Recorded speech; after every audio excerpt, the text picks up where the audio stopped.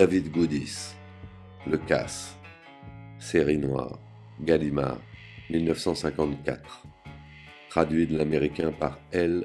Brunius. Chapitre 1er. Sur le coup de 3 heures du matin, le paysage était absolument désert, et le château, à la façade d'un violet sombre, se détachait solennel sur la pelouse en pente douce, verte et veloutée sous la lune. Les fenêtres étaient éteintes. L'obscure masse violette s'offrait comme une cible à Nathaniel Harbin, assis au volant, au bord de la grande rue droite qui longeait la maison pour ensuite filer vers le nord. Sa cigarette éteinte entre les lèvres, il avait étalé sur ses genoux le plan du fric-frac. Le schéma indiquait l'emplacement de la maison, ainsi que l'itinéraire à suivre pour y pénétrer et pour repérer dans la grande bibliothèque le coffre encastré dans le mur où étaient enfermées les émeraudes. Dans la voiture de Harbin avaient pris place ses 3 compagnons, 2 hommes et une gosse blonde et malingre d'une vingtaine d'années. Ils regardaient la maison. Ils n'avaient rien à se dire, rien à méditer. La topographie des lieux et la marche à suivre avaient été minutieusement étudiées. Chaque mouvement avait été réglé à une fraction de seconde près. Tout avait été débattu, prévu et répété, jusqu'à ce que la mise au point paraisse absolument parfaite. Harbin pesa cette idée, mordit sur sa cigarette et se dit que jamais rien n'était parfait. Un coup dangereux. Le plus dangereux même qu'ils aient jamais tenté. Le plus fructueux aussi. Et les coups les plus fructueux sont ceux qui présentent les plus gros risques. Là, Harbin mit un terme à ses réflexions. Il préférait freiner son imagination dès qu'elle lui faisait entrevoir les risques.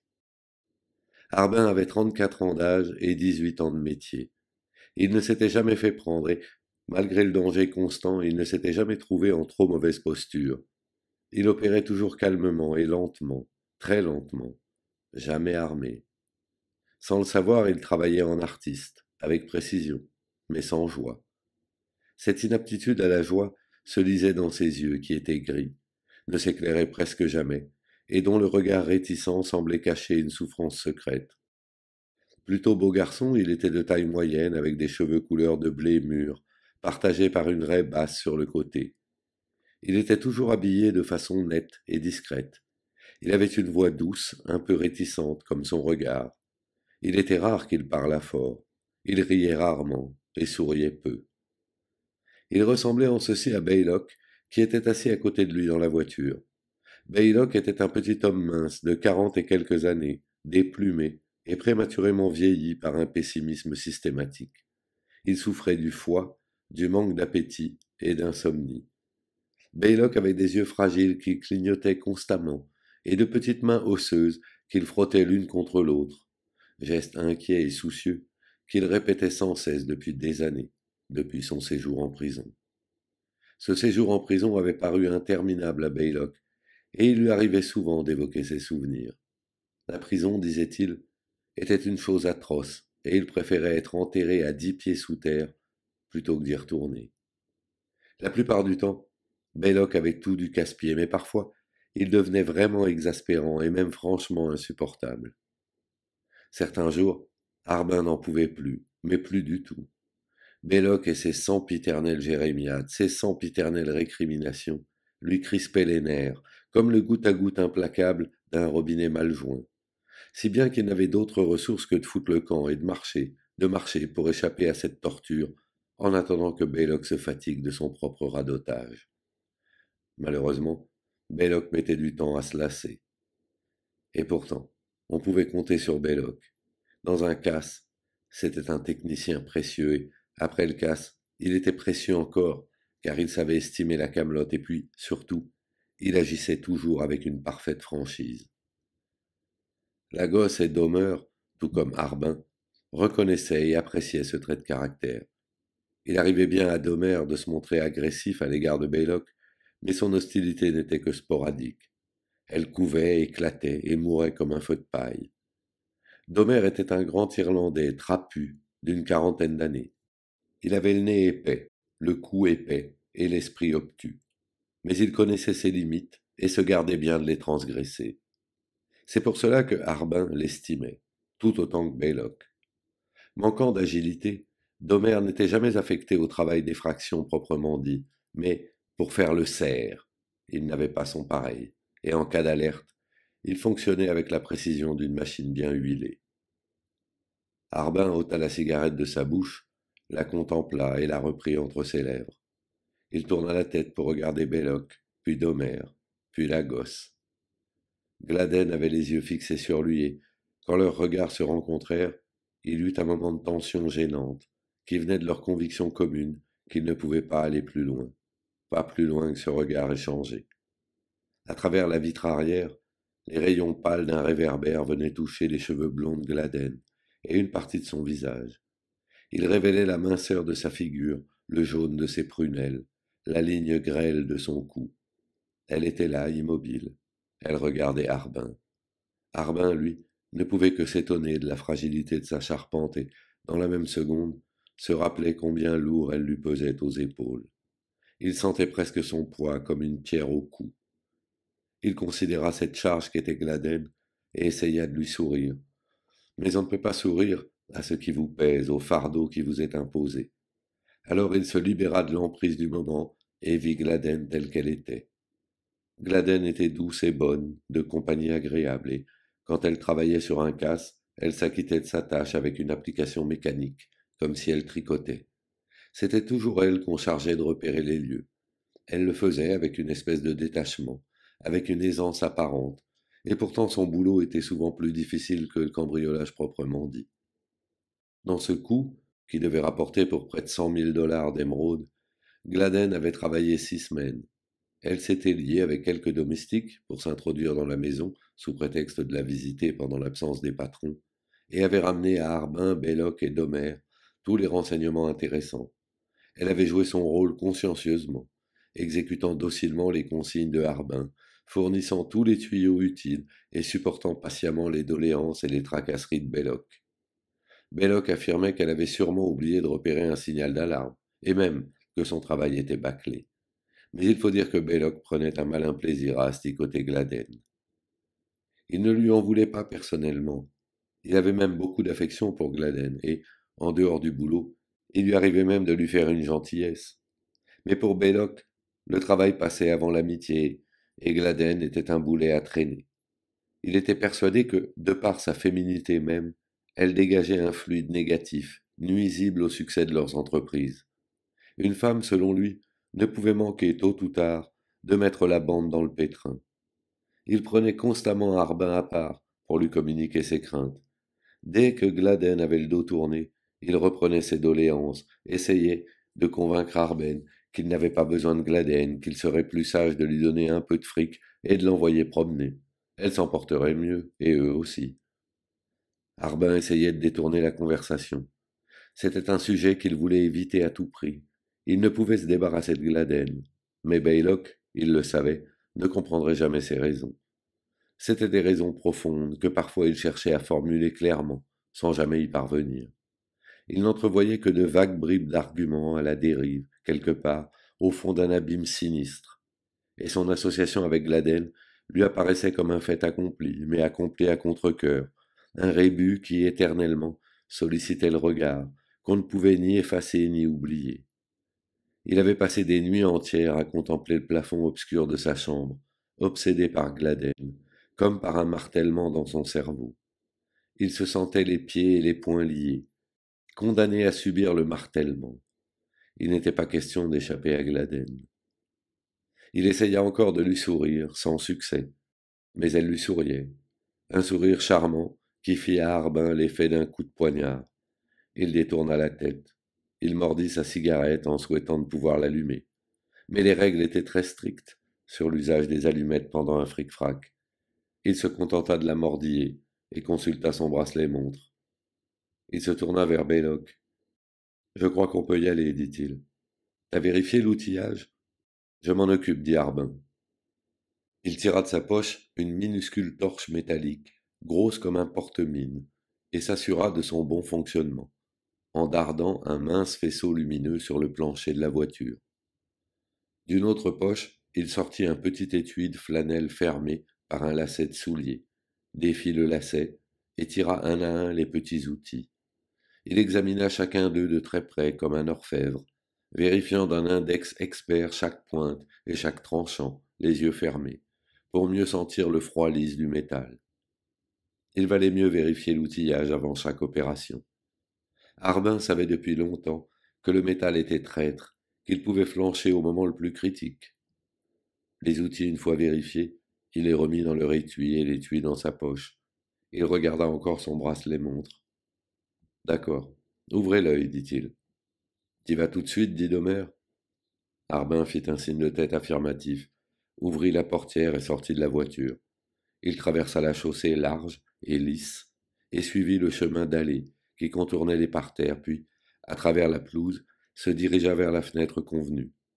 Il sortit de nouveau l'étui de flanelle de sa poche et y prit un petit outil destiné à couper le verre.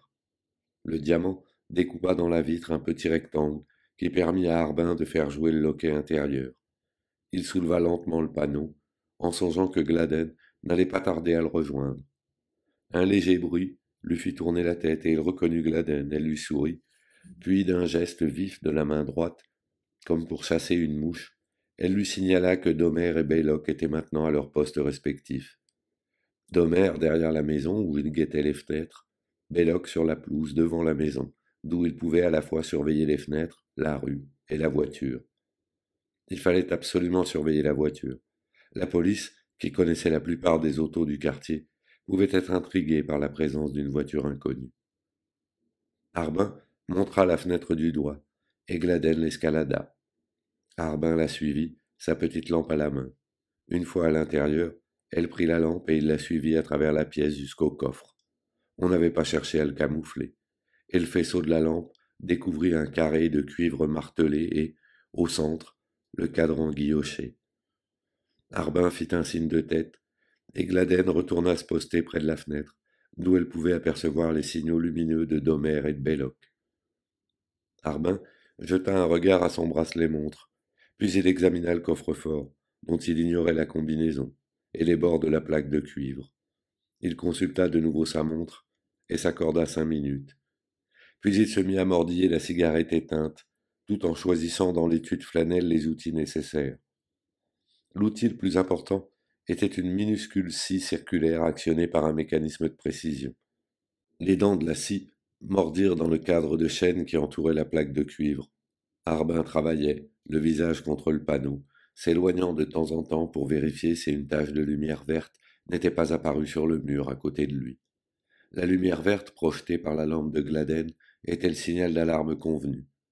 Il était fort probable que Harbin l'apercevrait immédiatement, mais il préférait être prudent car le faisceau lumineux était minuscule et, pour peu qu'il fût mal dirigé, il risquait de ne pas attirer l'œil.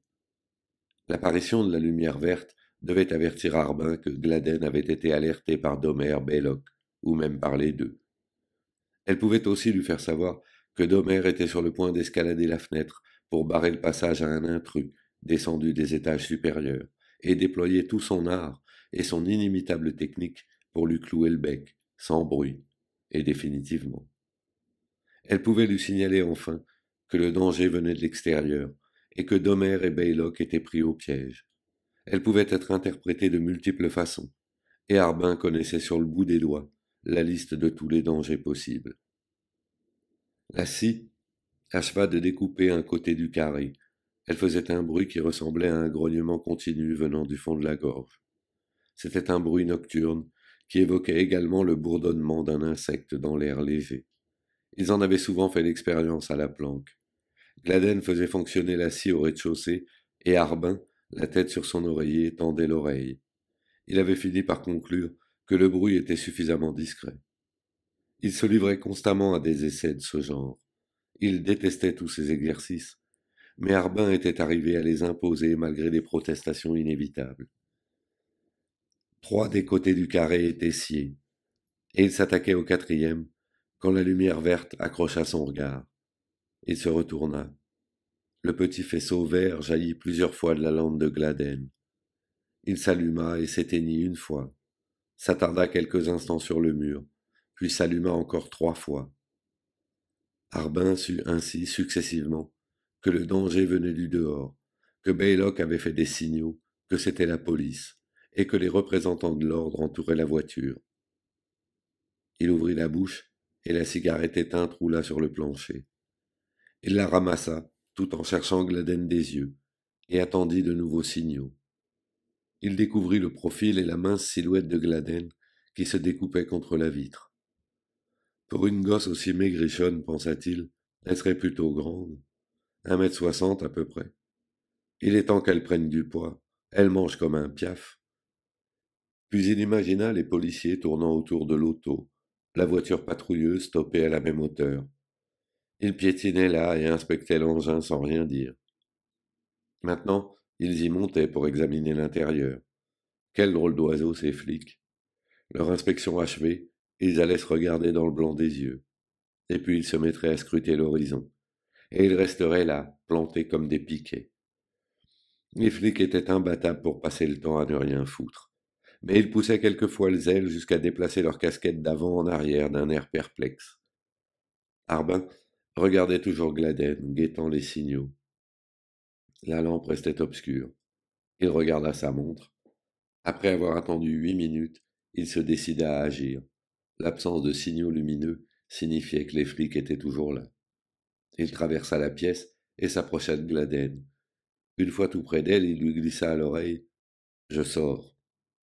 Elle était immobile comme une statue, les yeux fixes sur le petit mur du jardin, à l'affût des signaux. Qu'est-ce que tu vas leur dire murmura-t-elle. Que je suis en panne, souffla-t-il. Je cherchais un garage. Elle ne répondit pas tout de suite. Il attendit. Il fallait agir d'urgence, et la réponse de Gladden n'avait pas grand intérêt, puisque, de toute façon, il était bien décidé à sortir. Mais il espérait avoir son approbation. Il lui tendit ses outils et sa lampe et attendit. Tu sous-estimes les flics, dit-elle. Ce n'était pas la première fois qu'elle lui faisait ce reproche. Elle avait peut-être raison. Peut-être était-ce là son point faible, et peut-être en subirait-il un jour les conséquences. Mais il se refusait à prendre en considération les possibilités et même les probabilités. Il ne tablait que sur des certitudes. Sois belle et tais-toi, dit-il, pour le plaisir de dire quelque chose. Puis il enjamba la fenêtre et se retrouva dehors. Il longea la maison, rasant le mur, pour gagner les arrières. Au détour d'un massif, il aperçut Domer, accroupi près des marches qui menaient à la porte de service. Il signala sa présence par un léger sifflement. Domer tourna la tête et le regarda. Il lui sourit, le dépassa, et gagna l'autre côté de la maison. En traversant la pelouse, il vit Belloc, adossé au mur du garage à l'autre bout de la pelouse. Il arriva derrière le garage et obliqua vers Belloc, en faisant juste assez de bruit pour qu'il l'entende venir. Belloc se retourna. Il lui fit un signe de la tête. Puis il revint sur ses pas et gagna l'autre côté du garage. Il traversa un massif de buissons, puis un autre, et déboucha dans une allée. Il la suivit jusqu'à la rue qui longeait le côté nord de la maison. Une fois dans la rue, il enleva son manteau, ouvrit le col de sa chemise et alluma une cigarette. Il se mit à marcher, son manteau sur le bras. Arrivé en haut de la montée, il découvrit la voiture noire, la voiture rouge et les deux flics. Il l'attendait sans bouger. Il poussa un profond soupir et secoua lentement la tête tout en s'approchant. L'un d'eux était âgé d'une quarantaine d'années, assez trapu, et l'autre un joli jeune homme aux yeux bleus, couleur d'aigue marine. C'est votre voiture demanda le plus vieux. Pour mon malheur. Harbin regarda la voiture et secoua la tête. Qu'est-ce que vous faites là fit le jeune. Harbin désigna la voiture du menton. Vous ne connaissez pas un garage ouvert la nuit dans le coin? Le gros flic se frottait le menton. Vous voulez rire? Le jeune désigna la voiture noire. C'était une Chevrolet 1946. Qu'est-ce qui ne va pas demanda-t-il. Harbin haussa les épaules. Montrez vos papiers, dit le gros. Harbin tendit son portefeuille au gros flic, tout en observant le jeune qui faisait le tour de la Chevrolet et l'examinait comme s'il s'était agi d'un nouveau pensionnaire du zoo.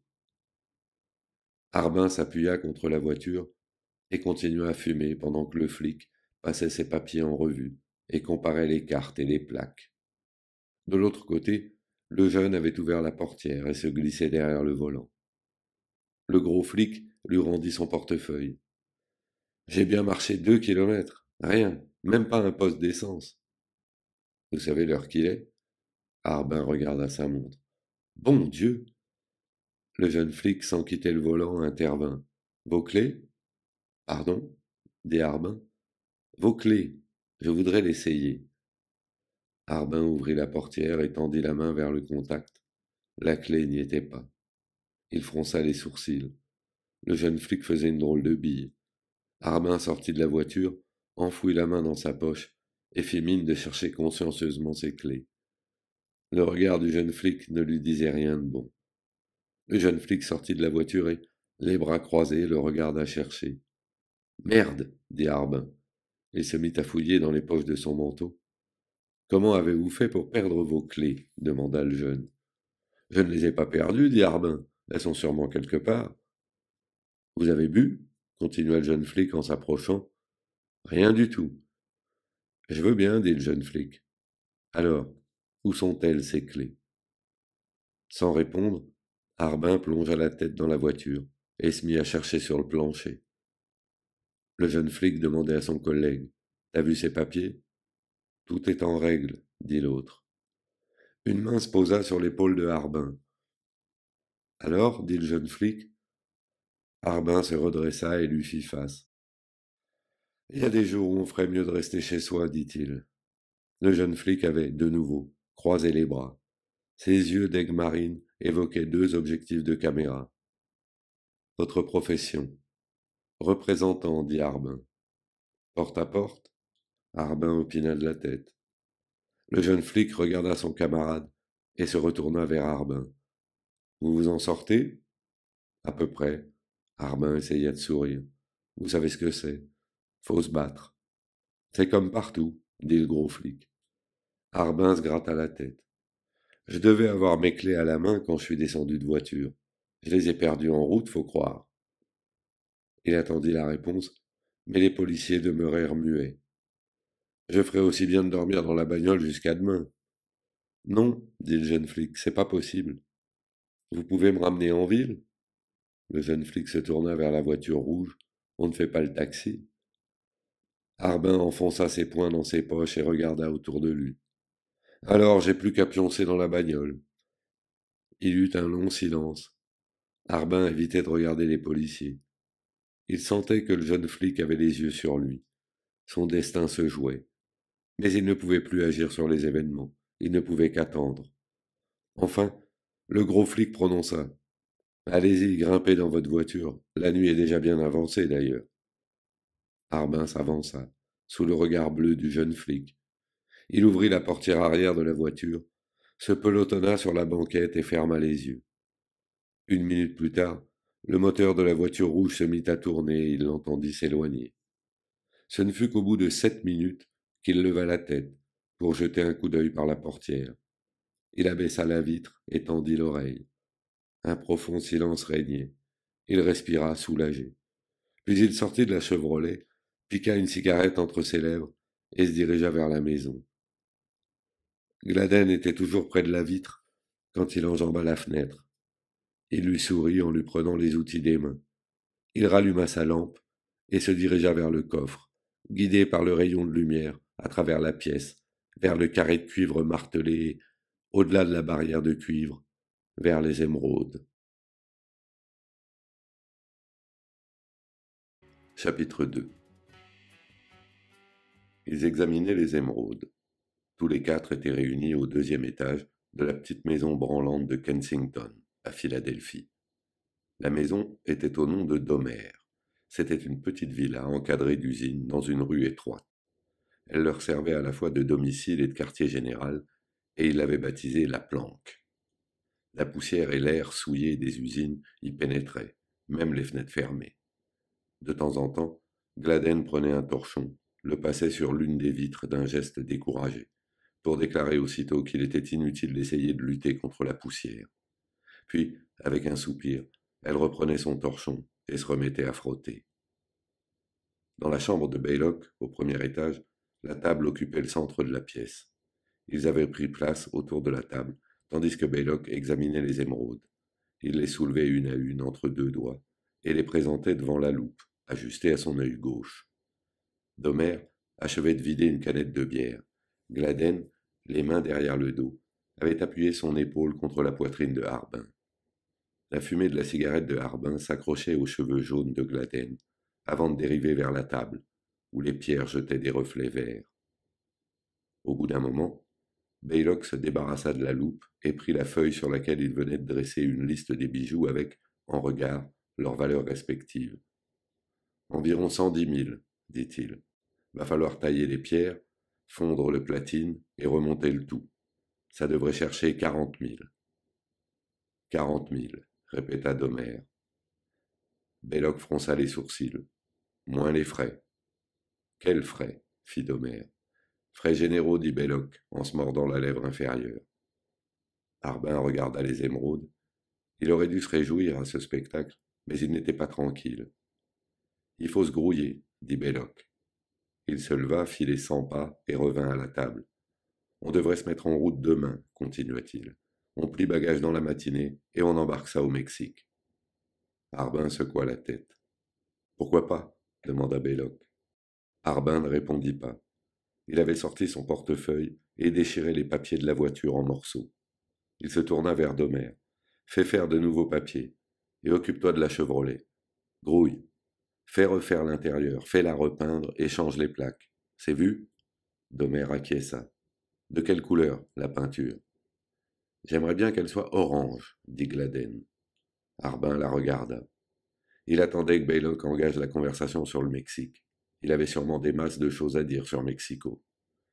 Fais-la peindre en orange un peu éteint, dit Gladden. J'aime pas les couleurs vives, c'est de mauvais goût, c'est vulgaire. Quand je m'achète une robe, je prends des tons pastels, c'est plus distingué. Ça a de la classe. Fais-la peindre en beige orangé ou en orange brûlé. Domer éloigna de ses lèvres le goulot de la canette de bière. Qu'est-ce que tu racontes? Râle pas, dit Gladden. Il y a des jours où je donnerais n'importe quoi pour parler chiffon avec une femme. Baylock passa la main sur son crâne déplumé. Il regarda les émeraudes en fronçant les sourcils. Je propose qu'on file demain vers le Mexique. J'ai dit non, trancha Harbin. Baylock poursuivit sans s'émouvoir. Demain c'est le jour. Dès que la bagnole sera maquillée, on file à Mexico et on s'arrange pour fourguer la camelote en vitesse.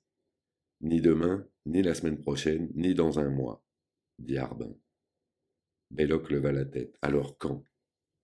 Dans 6 mois ou 1 an. C'est trop long, dit Baylock. On ne sait pas ce qui peut arriver. Sans aucune raison, il s'en prit subitement à Gladden. C'est des idées à dormir debout, continua-t-il, comme de peindre la bagnole en orange vif. J'ai pas dit orange vif, protesta Gladden. J'ai même dit que je n'aimais pas ça.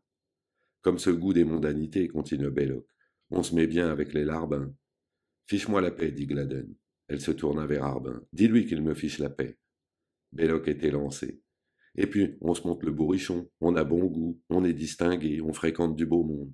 Ça suffit, Joe, cria Gladden. T'as pas le droit de me parler comme ça. Si je me suis mise bien avec les larbins, c'est parce que c'était le seul moyen de repérer les lieux. Elle se retourna encore vers Harbin. Pourquoi il est toujours après moi? Vous allez voir que bientôt elle deviendra femme du monde, elle aussi, dit Belloc. Ses copains de la haute viendront faire un bridge ici et manger des petits fours et reluquer les émeraudes. Harbin se tourna vers Gladden. Va dans l'entrée. Non, dit Gladden. Allez, fit Harbin, va m'attendre dans l'entrée. Je ne bouge pas. Gladden tremblait. Belloc la foudroya du regard. Pourquoi tu ne l'écoutes pas? Gladden se retourna brusquement vers Belloc. Tu vas me foutre la paix, toi? Quelque chose se contractait dans la poitrine de Harbin. Un mécanisme familier se déclenchait. Il savait ce qui allait se passer. Ça s'était déjà produit plus d'une fois. Il voulait l'empêcher.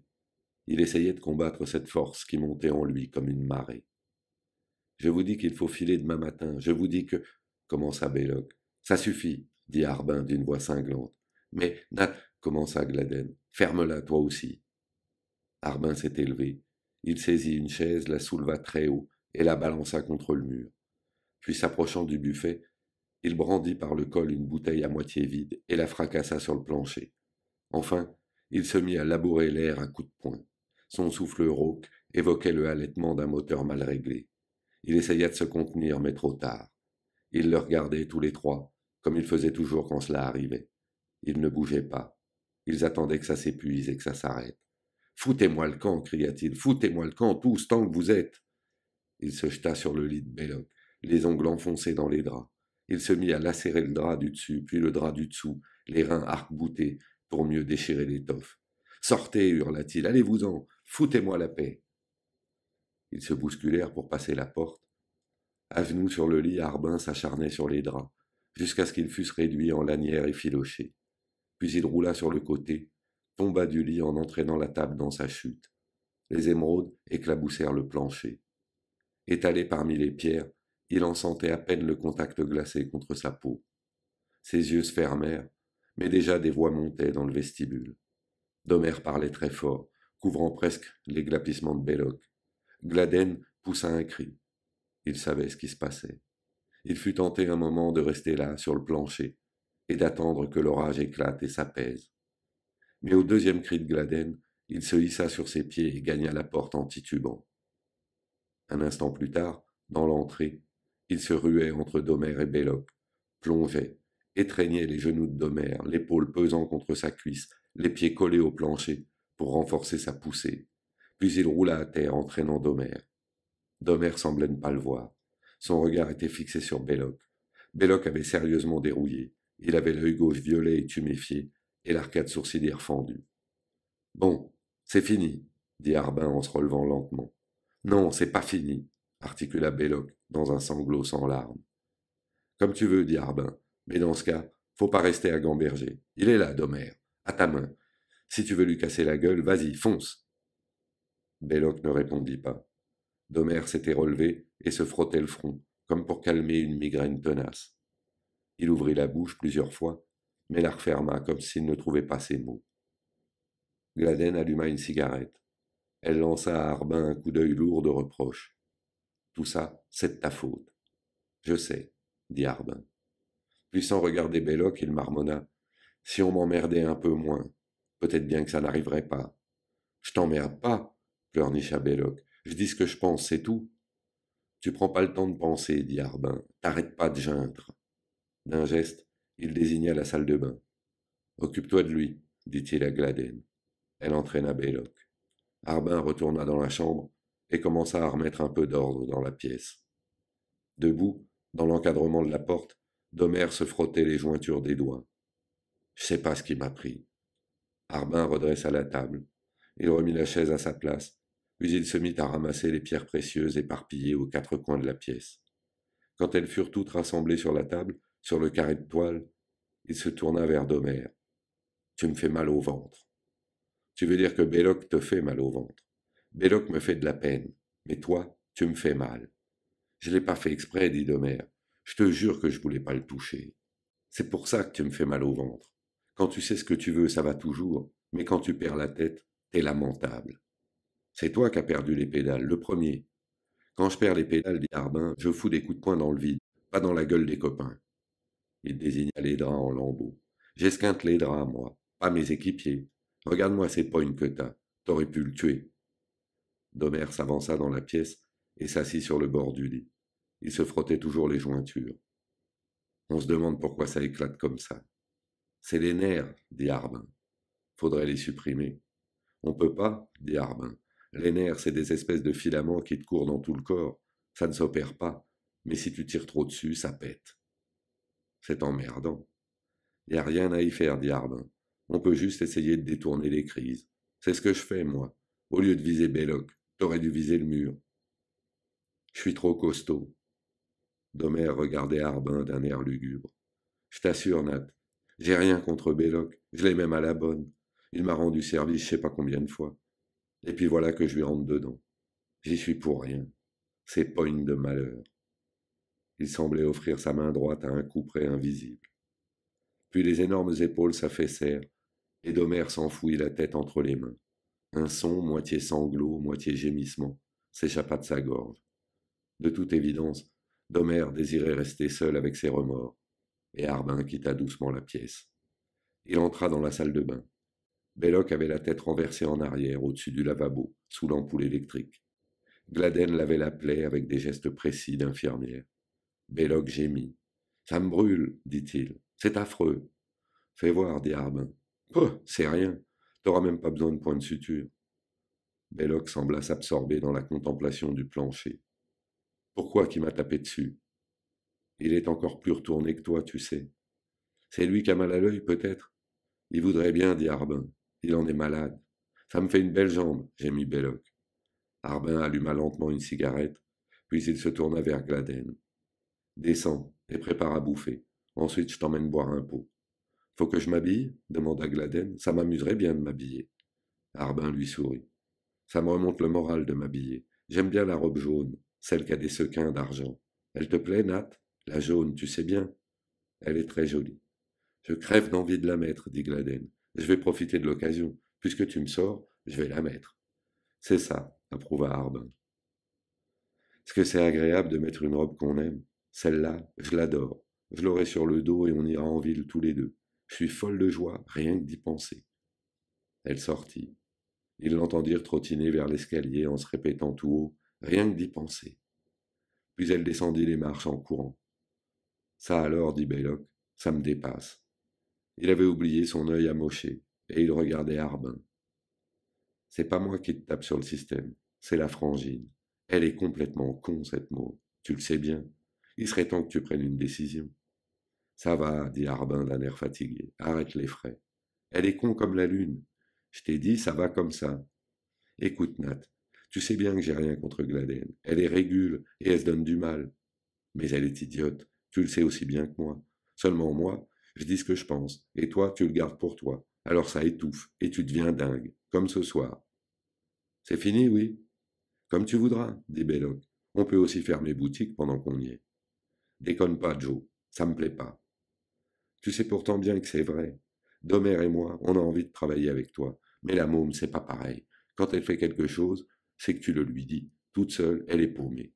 Un de ces jours, ça va mal tourner. Tu le sais bien que ça nous pend au nez. Harbin ouvrit la bouche puis serra les mâchoires. T'essayes de me foutre les foies? Tu les as déjà? La voix de Harbin baissa, menaçante. Fais gaffe à toi. Belloc changea de tactique. Ben, qu'est-ce qu'il y a? Gémit-il. Ça va pas? On n'a même plus le droit de pas être d'accord. T'es jamais content, déclara Harbin. Il suffit que je dise quelque chose pour que tu prennes immédiatement le contre-pied. Quand je suis pas d'accord, je suis pas d'accord. Ça va, Joe. C'est comme ça, dit Belloc. Oui, Joe, ça suffit. Je veux pas t'embêter, mais cette môme me donne du souci. Je sens bien quand on a plein le dos. Il s'approcha de Harbin, baissa la voix. Laisse-la filer. Tu ne veux pas la laisser filer? Harbin détourna la tête et avala péniblement une goulée d'air rance. On fait équipe, dit-il. Et il y a une chose que je n'admettrai pas, c'est la mauvaise entente au sein de l'équipe. Il ne s'agit pas de mauvaise entente. Si tu lui dis de se casser, elle t'écoutera. Où veux-tu qu'elle aille? Harbin avait de nouveau baissé le ton. Qu'est-ce qu'elle deviendra? Elle se démerdera, dit Belloc. En tout cas, elle sera plus heureuse qu'ici. Harbin ferma les yeux. Il aurait voulu pouvoir dormir et oublier tout ça. Belloc se rapprocha de lui. T'es marrant. On dirait que t'as juré de la traîner derrière toi toute ta vie. Bon Dieu! Cria Harbin. Tu vas me foutre la paix? Il sortit de la salle de bain et entra dans la chambre, où Domer se morfondait toujours, la tête entre les mains. Belloc les rejoignit quelques minutes plus tard. Debout tous les deux, ils considéraient Domer. Domer leva lentement la tête. Il les regarda, poussa un soupir à fendre l'âme, et secoua la tête. Je suis désolé, Joe. Je te demande pardon. Ça va, dit Belloc, n'y pense plus. Il posa une main sur l'épaule de Domer, jeta un coup d'œil à Harbin et continua. S'il n'y avait que ça, tout irait bien. Harbin se mordit les lèvres, détourna brusquement la tête. Il ne pouvait plus supporter le regard des deux autres. Chapitre 3. Dans ce petit club où, pour 5 $, on vous délivrait une carte annuelle de membre, la lumière vert pâle des ampoules se jouait, comme un reflet liquide, sur les cheveux de Gladden. Gladden était penché sur son verre de rhum glacé. Harbin la regardait boire à petites gorgées. Il lui sourit quand elle leva la tête. Ils étaient assis à une table assez éloignée de la minuscule piste où les danseurs s'écrasaient. De l'autre côté de la piste, 3 musiciens noirs menait grand tapage. Le club se trouvait au premier étage d'un restaurant de Kensington Avenue. Les lumières étaient tamisées, les clients traités avec égard, et, lorsque les uniformes bleus venaient faire leur tournée hebdomadaire, on les soudoyait habilement pour les inciter à abréger leur visite. C'était en somme un endroit agréable. C'est bon ce qu'on boit, dit Gladden. La musique te plaît? C'est trop saccadé. Qu'est-ce que tu aimes comme musique? Guy Lombardo. Je jouais du violon dans le temps, dit Arbin. Non, je t'assure que si. J'ai pris des leçons pendant 5 ans. Il y avait une école dans le voisinage, 20 mômes par classe. On nous entassait dans une petite pièce, et le vieux se mettait à gueuler comme si on était à l'autre bout de la rue. Il était dingue, ce vieux. Je me demande s'il est toujours en place. Raconte, dit Gladden. Parle-moi de tes voisins. Je t'ai déjà tout raconté 20 fois. Ça ne fait rien. Il but une gorgée de whisky et fit signe à une serveuse noire qui circulait au milieu des tables avec son grand plateau. Pourquoi? Demanda-t-il. Ça me rend toute chose. Arbin commanda un whisky et un rhum. Puis il se laissa aller contre le dossier de sa chaise, et la tête penchée, observa le reflet vert qui se jouait dans les cheveux de Gladden. C'est toujours comme ça, dit-il. À peine le casse terminé, tu commences à rêvasser. Le pognon, ça n'a pas l'air de t'intéresser. Gladden souriait, le regard perdu. Pour toi, continua Arbin, les casses, c'est quelque part au deuxième plan. Qu'est-ce que tu mets au premier? Cette espèce de rêve, dit Gladden d'un air alangui. J'ai l'impression de retourner en arrière, de me laisser aller sur un oreiller invisible, très loin en arrière. Où ça, très loin en arrière? Au temps de notre jeunesse? Mais on est jeune, dit Arbin. Tu crois? Elle leva son verre, son menton paraissait démesuré, vu à travers le liquide doré. On a déjà un pied dans la tombe. Tu t'ennuies? Dit Arbin. Je m'ennuie depuis ma naissance. Tu voudrais connaître des émotions rares? Moi? Pas du tout. Elle désigna la piste. Ils sont tous fous. Mais moi, j'ai rien à dire. Je suis folle aussi. Et toi aussi. Elle haussa les épaules. Le reflet vert semblait maintenant ceindre son front d'un large bandeau. Un sourire découvrit ses dents blanches. Arbin lui sourit en retour sans savoir pourquoi. Tu veux danser? Demanda-t-il. Elle montra d'un geste le chaos nonchalant qui animait la piste. Tu appelles ça danser? Il regarda la piste. C'était effectivement décourageant. Il prêta l'oreille à la musique. Elle ne lui apportait rien. Il but une grande gorgée de whisky. Ça ne lui faisait pas plus d'effet qu'un verre de flotte. Il regarda Gladden. Elle le regardait aussi. Il sentit qu'elle l'étudiait. Allons-nous-en, dit-il. Elle ne bougea pas. Tu es fatigué? Non? Où on va alors? Je ne sais pas, mais on va pas rester ici. Il se leva. Attends, dit-elle. Assieds-toi, Nat. Il obéit. Il n'avait aucune idée de ce qu'elle pouvait avoir à lui dire. Il attendit, s'étonnant et s'inquiétant de sa propre nervosité. Nat, elle avait posé les coudes sur la table. Dis-moi, pourquoi tu sors avec moi? Parce que j'aime la compagnie. Et Domer, et Belloc. Tu es plus agréable à regarder. C'est donc pour le coup d'œil. Il y a plus mal. Sois pas si gentil, ne me fais pas de compliments, Nat. Ça n'est pas un compliment, c'est une constatation. Il ne se souciait plus maintenant des déviations probables de la conversation. Il remua sur sa chaise et reprit. Je vais te dire ce qui me ferait plaisir. Je voudrais te voir heureuse. Quelquefois je te regarde et ça me flanque le cafard. Il se pencha vers elle. Je voudrais que tu fiches le camp pendant quelque temps. Pour aller où? N'importe où. Baltimore, Pittsburgh, Atlantic City. Atlantic City, murmura-t-elle. Ce serait pas mal. Pas mal du tout. Tu as besoin de te reposer. Tu iras te balader sur la jetée, tu prendras le soleil, et tu respireras l'air du large. Ça te retapera drôlement. Tu te coucheras tôt, tu te nourriras correctement, et, en revenant, t'auras de belles couleurs. Elle approcha son visage du sien. Tu voudrais que j'aie de belles couleurs? T'iras au cinéma, continua-t-il, tu te grilleras au soleil sur la plage. Nat, dit-elle. Et puis il y a les balades en bateau. Et le soir, tu pourras faire un tour sur la promenade, où il y a plein de belles boutiques. Tu pourras t'acheter quelques robes, genre distinguées comme tu les aimes. Nat, dit-elle. Nat, écoute-moi. Ça manque pas les belles boutiques le long de la promenade. Tu ne vas pas t'ennuyer. Nat, dit-elle. Viens avec moi. Non. Viens, s'il te plaît. Ne dis pas de bêtises, tu veux? Elle hésita un instant. D'accord, Nat, reprit-elle enfin, je ne dirai plus de bêtises. Je ferai ce que tu voudras, ce que tu décideras. J'ai l'habitude. Je suis bien dressé. Elle fit le geste de serrer une vis imaginaire. Demain, dit-il, tu prends le train. D'accord. Pour Atlantic City. Magnifique. Il prit une cigarette et se mit à la mordiller, puis l'ôta de ses lèvres, la roula, la cassa, et enfin la déchiqueta dans le cendrier. Écoute, Gladden, commença-t-il. Il fut incapable de continuer. Ses pensées s'éparpillaient comme les brindilles d'un fagot délié. Il demanda l'addition. Chapitre 4. Il n'y avait pas le téléphone à la planque, et le lendemain, à 3 heures, tandis qu'ils attendaient le train d'Atlantic City, ils décidèrent que Gladden appellerait Harbin dans la cabine d'un drugstore, à des heures convenues. Le train arriva. Il l'aida à monter dans son wagon. Brusquement, elle posa ses valises, fit face à Harbin et prononça son nom. Nat. Il sourit. Ne mange pas trop de sucre d'orge à l'eau de mer, ça fait grossir. Tu ne m'as pas dit au revoir. Je te dirai au revoir quand tu iras en Chine. Elle lui lança un regard indéfinissable. Une foule de voyageurs bousculèrent Harbin pour monter. Le train était sur le point de partir. Harbin s'en alla le long du quai. En descendant les marches vers la salle d'attente, il entendit le train s'ébranler. C'était la première fois qu'il se séparait de Gladden, et il ne savait pas pourquoi cette pensée le troublait. Atlantic City n'est jamais qu'à 100 kilomètres. Ça n'était pas la Chine.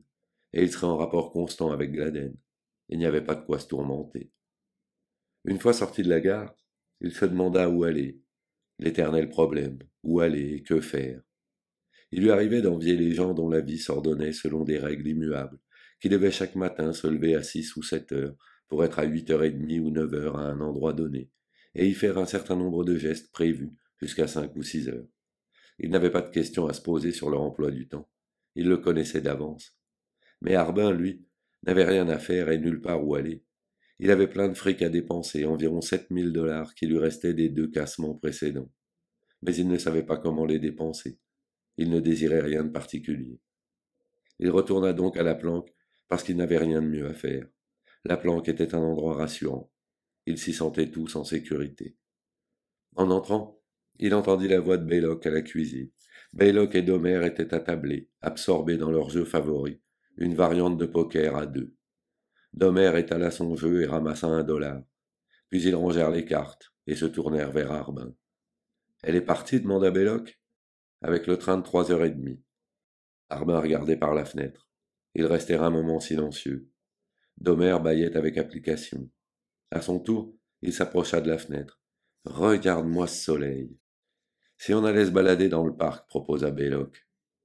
Harbin regardait le ciel lumineux au-dessus de l'allée et des maisons grisâtres. Il pensait à Atlantic City, à la jetée, à la promenade bordée de grands hôtels. Je mangerais bien un morceau, dit Domer. T'as mangé il y a 1 heure, dit Baylock. N'empêche que j'ai faim. Pendant que Domer et Belloc continuaient à discuter, Harbin suivait le fil de ses pensées, le regard perdu. Il pensait à Gladden, à son père, à lui-même. Il pensait à l'époque où il était un petit garçon dans une petite ville de l'Iowa, enfant unique, d'un père modeste gérant de mercerie et d'une mère timide et douce au cœur d'or. À la mort de son mari, elle avait repris l'affaire et, malgré ses efforts, avait tout perdu. Ses dettes ne cessaient d'augmenter. Son fils l'entendait pleurer dans la chambre voisine. Le jour vint enfin où une bronchite mal soignée se transforma en pneumonie. La mère de Harbin n'eut pas la force de lutter. Elle mourut quelques jours plus tard. Harbin à l'époque était lycéen. Il se retrouva seul au monde.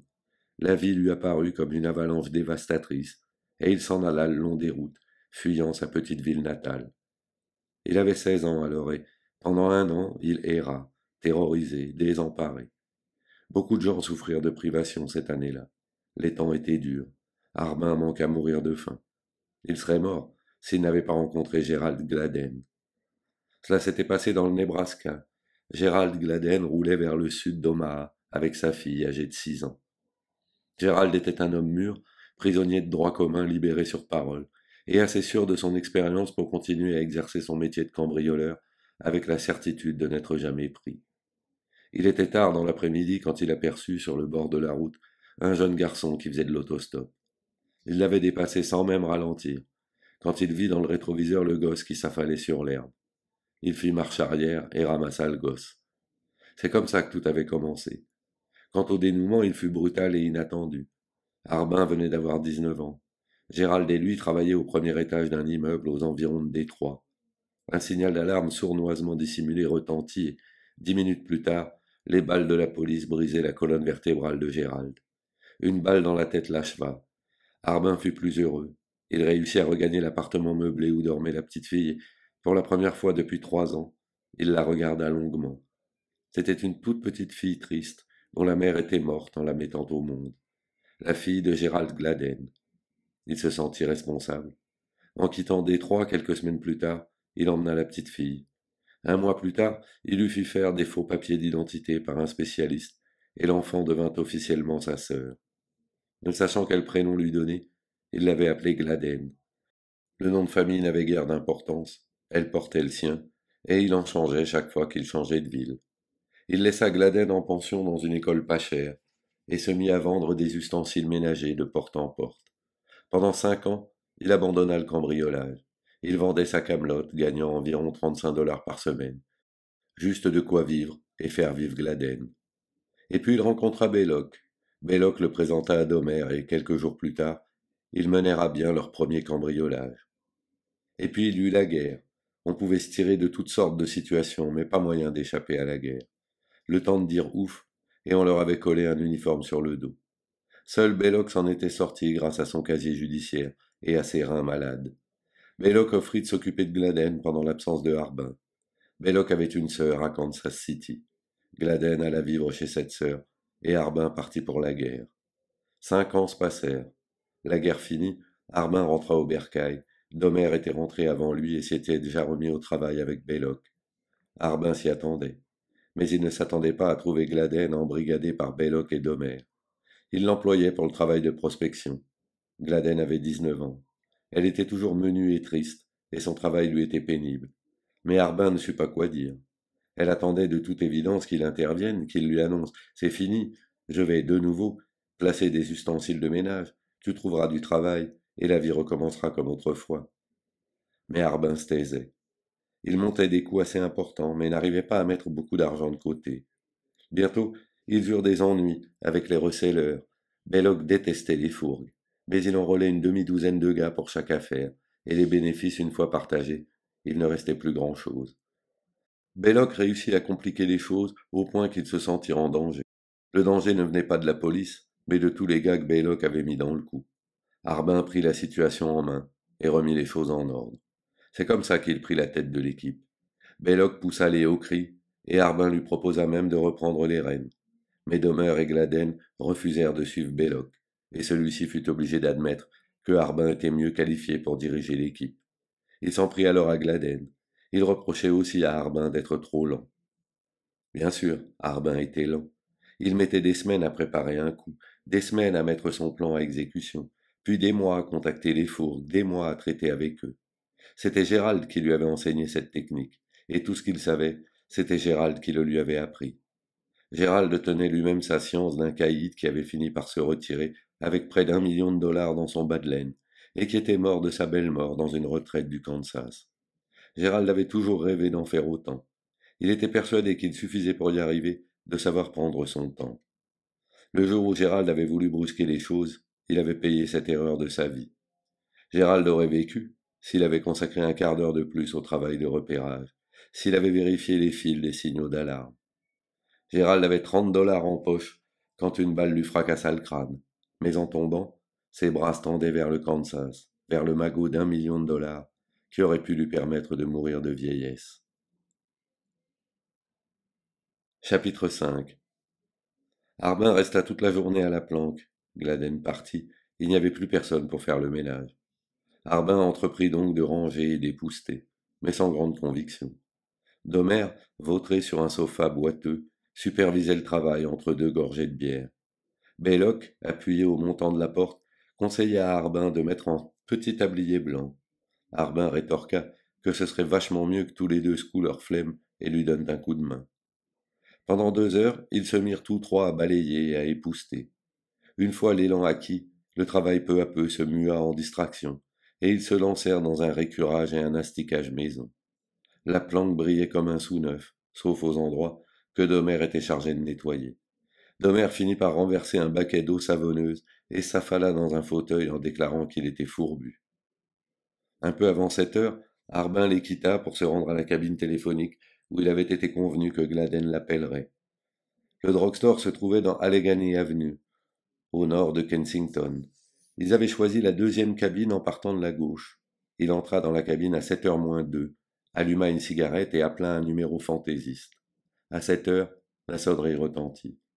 Il entendait mal, et il demanda à Gladden de parler plus fort. Elle lui dit que sa chambre d'hôtel à Atlantic City était ravissante, avec vue sur l'océan, qu'elle avait l'intention de s'offrir un bon gueuleton, d'aller au cinéma et de se coucher tôt. Puis elle demanda: Et toi, qu'est-ce que tu fais? Rien de spécial, je suis un peu fatigué. Il n'était pas fatigué du tout. Il se demanda pourquoi il avait dit ça. Fatigué? Pourquoi? Demanda-t-elle. On a nettoyé la planque, c'est presque habitable. Dis à Domer de ne pas se mettre à faire la cuisine, continua-t-elle, sinon on sera envahi par les cafards. Tu sais ce que je vais voir ce soir? Un film avec Betty Grable. Elle est bien. Avec Dick Ames. Sans blague. Oui, en couleur, et avec de la musique. Tant mieux, dit-il. Amuse-toi bien. Nat? Il attendit. Nat, dit-elle, je voudrais te demander quelque chose. Je voudrais savoir si je peux sortir. Comment si tu peux sortir? Bien sûr que tu peux. Ce soir tu vas sortir, non? Ce soir je sors seul, demain soir aussi. Mais peut-être que plus tard je sortirai avec quelqu'un. Et alors? Ça ne t'ennuie pas? Pas du tout, dit-il. Si on t'invite, vas-y, y a pas de mal à ça. Je voulais juste savoir. Ne fais pas l'idiote. Pourquoi viens-tu me demander des choses pareilles? Tu es assez grande pour savoir ce que tu dois faire. Écoute, ajouta-t-il rapidement, tu ne vas pas avoir assez de fric pour payer ta note de téléphone. Raccroche et appelle-moi demain à la même heure. Il posa le récepteur. En sortant du drugstore, il acheta l'Evening Bulletin. On annonçait en gros titre le cambriolage de 100 000 $ de bijoux. Il y avait une photo de la maison. Il mit le journal sous son bras. Quelques minutes plus tard, dans un restaurant, il lut l'article entier en attendant que la serveuse lui apporte un steak pommes frites et une tasse de café. D'après le journal, il s'agissait du fric-frac le plus adroitement exécuté qu'on ait vu depuis longtemps. La police n'avait pas le moindre indice. Aucune allusion aux 2 flics ni à la voiture rangée devant la maison. C'était compréhensible. Il ne fallait pas faire passer les représentants de l'ordre pour des imbéciles. Il parcourut le journal et attaqua son steak en dévisageant les autres clients. Son regard erra d'un couple d'un certain âge, attablé devant un pudding, à un jeune homme solitaire au bout de la salle, puis à une jeune femme assise à une table voisine de la sienne. De là, il se posa sur les 3 jeunes filles qui parlaient à voix basse, et revint à la jeune femme car elle le dévisageait. Il n'était pas tout à fait sûr qu'elle lui ait souri. Son visage était détendu. Il sentit qu'il y avait quelque chose de voulu dans la façon dont elle était assise là, à le considérer. Rien de vulgaire ni d'effronté. Elle le regardait bien en face. Un instant, il s'imagina qu'elle était plongée dans ses pensées et qu'elle ignorait absolument où elle posait les yeux. Il se détourna quelques secondes, puis il jeta de nouveau un coup d'œil. Elle le dévisageait toujours. Ce n'était pas une femme ordinaire. D'abord ses cheveux. Ils étaient d'un châtain tirant sur le roux. Il aurait juré qu'ils n'étaient pas teints. Ils étaient séparés par une raie sur le côté et retombaient plats et lisses jusqu'au cou. Ses yeux aussi étaient châtains et sa peau était à peine d'un ton plus clair. Il se dit qu'elle devait suivre une cure d'héliothérapie ou que son marchand de produits de beauté devait faire des miracles. Son nez mince, sans être pointu, occupait la juste place qu'il fallait dans l'ovale gracieux de son visage, un ovale comme il n'en avait jamais vu. Il remarqua qu'elle avait un corps mince et souple, bien que ses vêtements n'aient pas été faits pour le mettre particulièrement en valeur. Plus il la contemplait, plus il était convaincu qu'il aurait dû détourner les yeux. Il savait que s'il continuait, il serait bientôt fasciné. Or, il mettait un acharnement quasi superstitieux à ne pas se laisser envoûter par les femmes. Il cessa de la regarder, et pour se donner une contenance, se mit à jouer avec le bracelet de cuir de sa montre. À l'autre bout de la salle, quelqu'un glissa une pièce dans la machine à disques, et une voix de baryton se mit à susurrer l'histoire d'une jeune fille en robe d'organdi, qui était partie pour ne plus jamais revenir. Harbin termina son steak et alluma une cigarette. Il s'aperçut qu'il ne tenait pas en place. Il décida d'aller tenter sa chance au jeu, dans un des tripots élégants de la ville. Puis il se dit qu'il avait peut-être mieux à faire de ses loisirs. Pourquoi ne pas faire un tour à la bibliothèque? Il y avait plusieurs semaines qu'il n'y avait pas mis les pieds. Il aimait bien la grande bibliothèque du parc. Il s'y installait dans le silence et le calme pour dévorer d'énormes volumes techniques sur les pierres précieuses. C'était passionnant. Il avait souvent imité les clients de la bibliothèque qui passaient des heures à prendre des notes sur des petits calepins. Il avait même fini par se munir, lui aussi, d'un carnet qu'il couvrait de notes sur les pierres précieuses. C'était une soirée rêvée pour aller s'installer à la bibliothèque. Il se leva, les yeux fixés sur la porte, mais avec le sentiment qu'il ne pourrait pas s'empêcher de jeter un dernier coup d'œil en arrière. Il tourna la tête, et leurs regards se rencontrèrent. Elle était tout près de lui, mais sa voix semblait venir de très loin.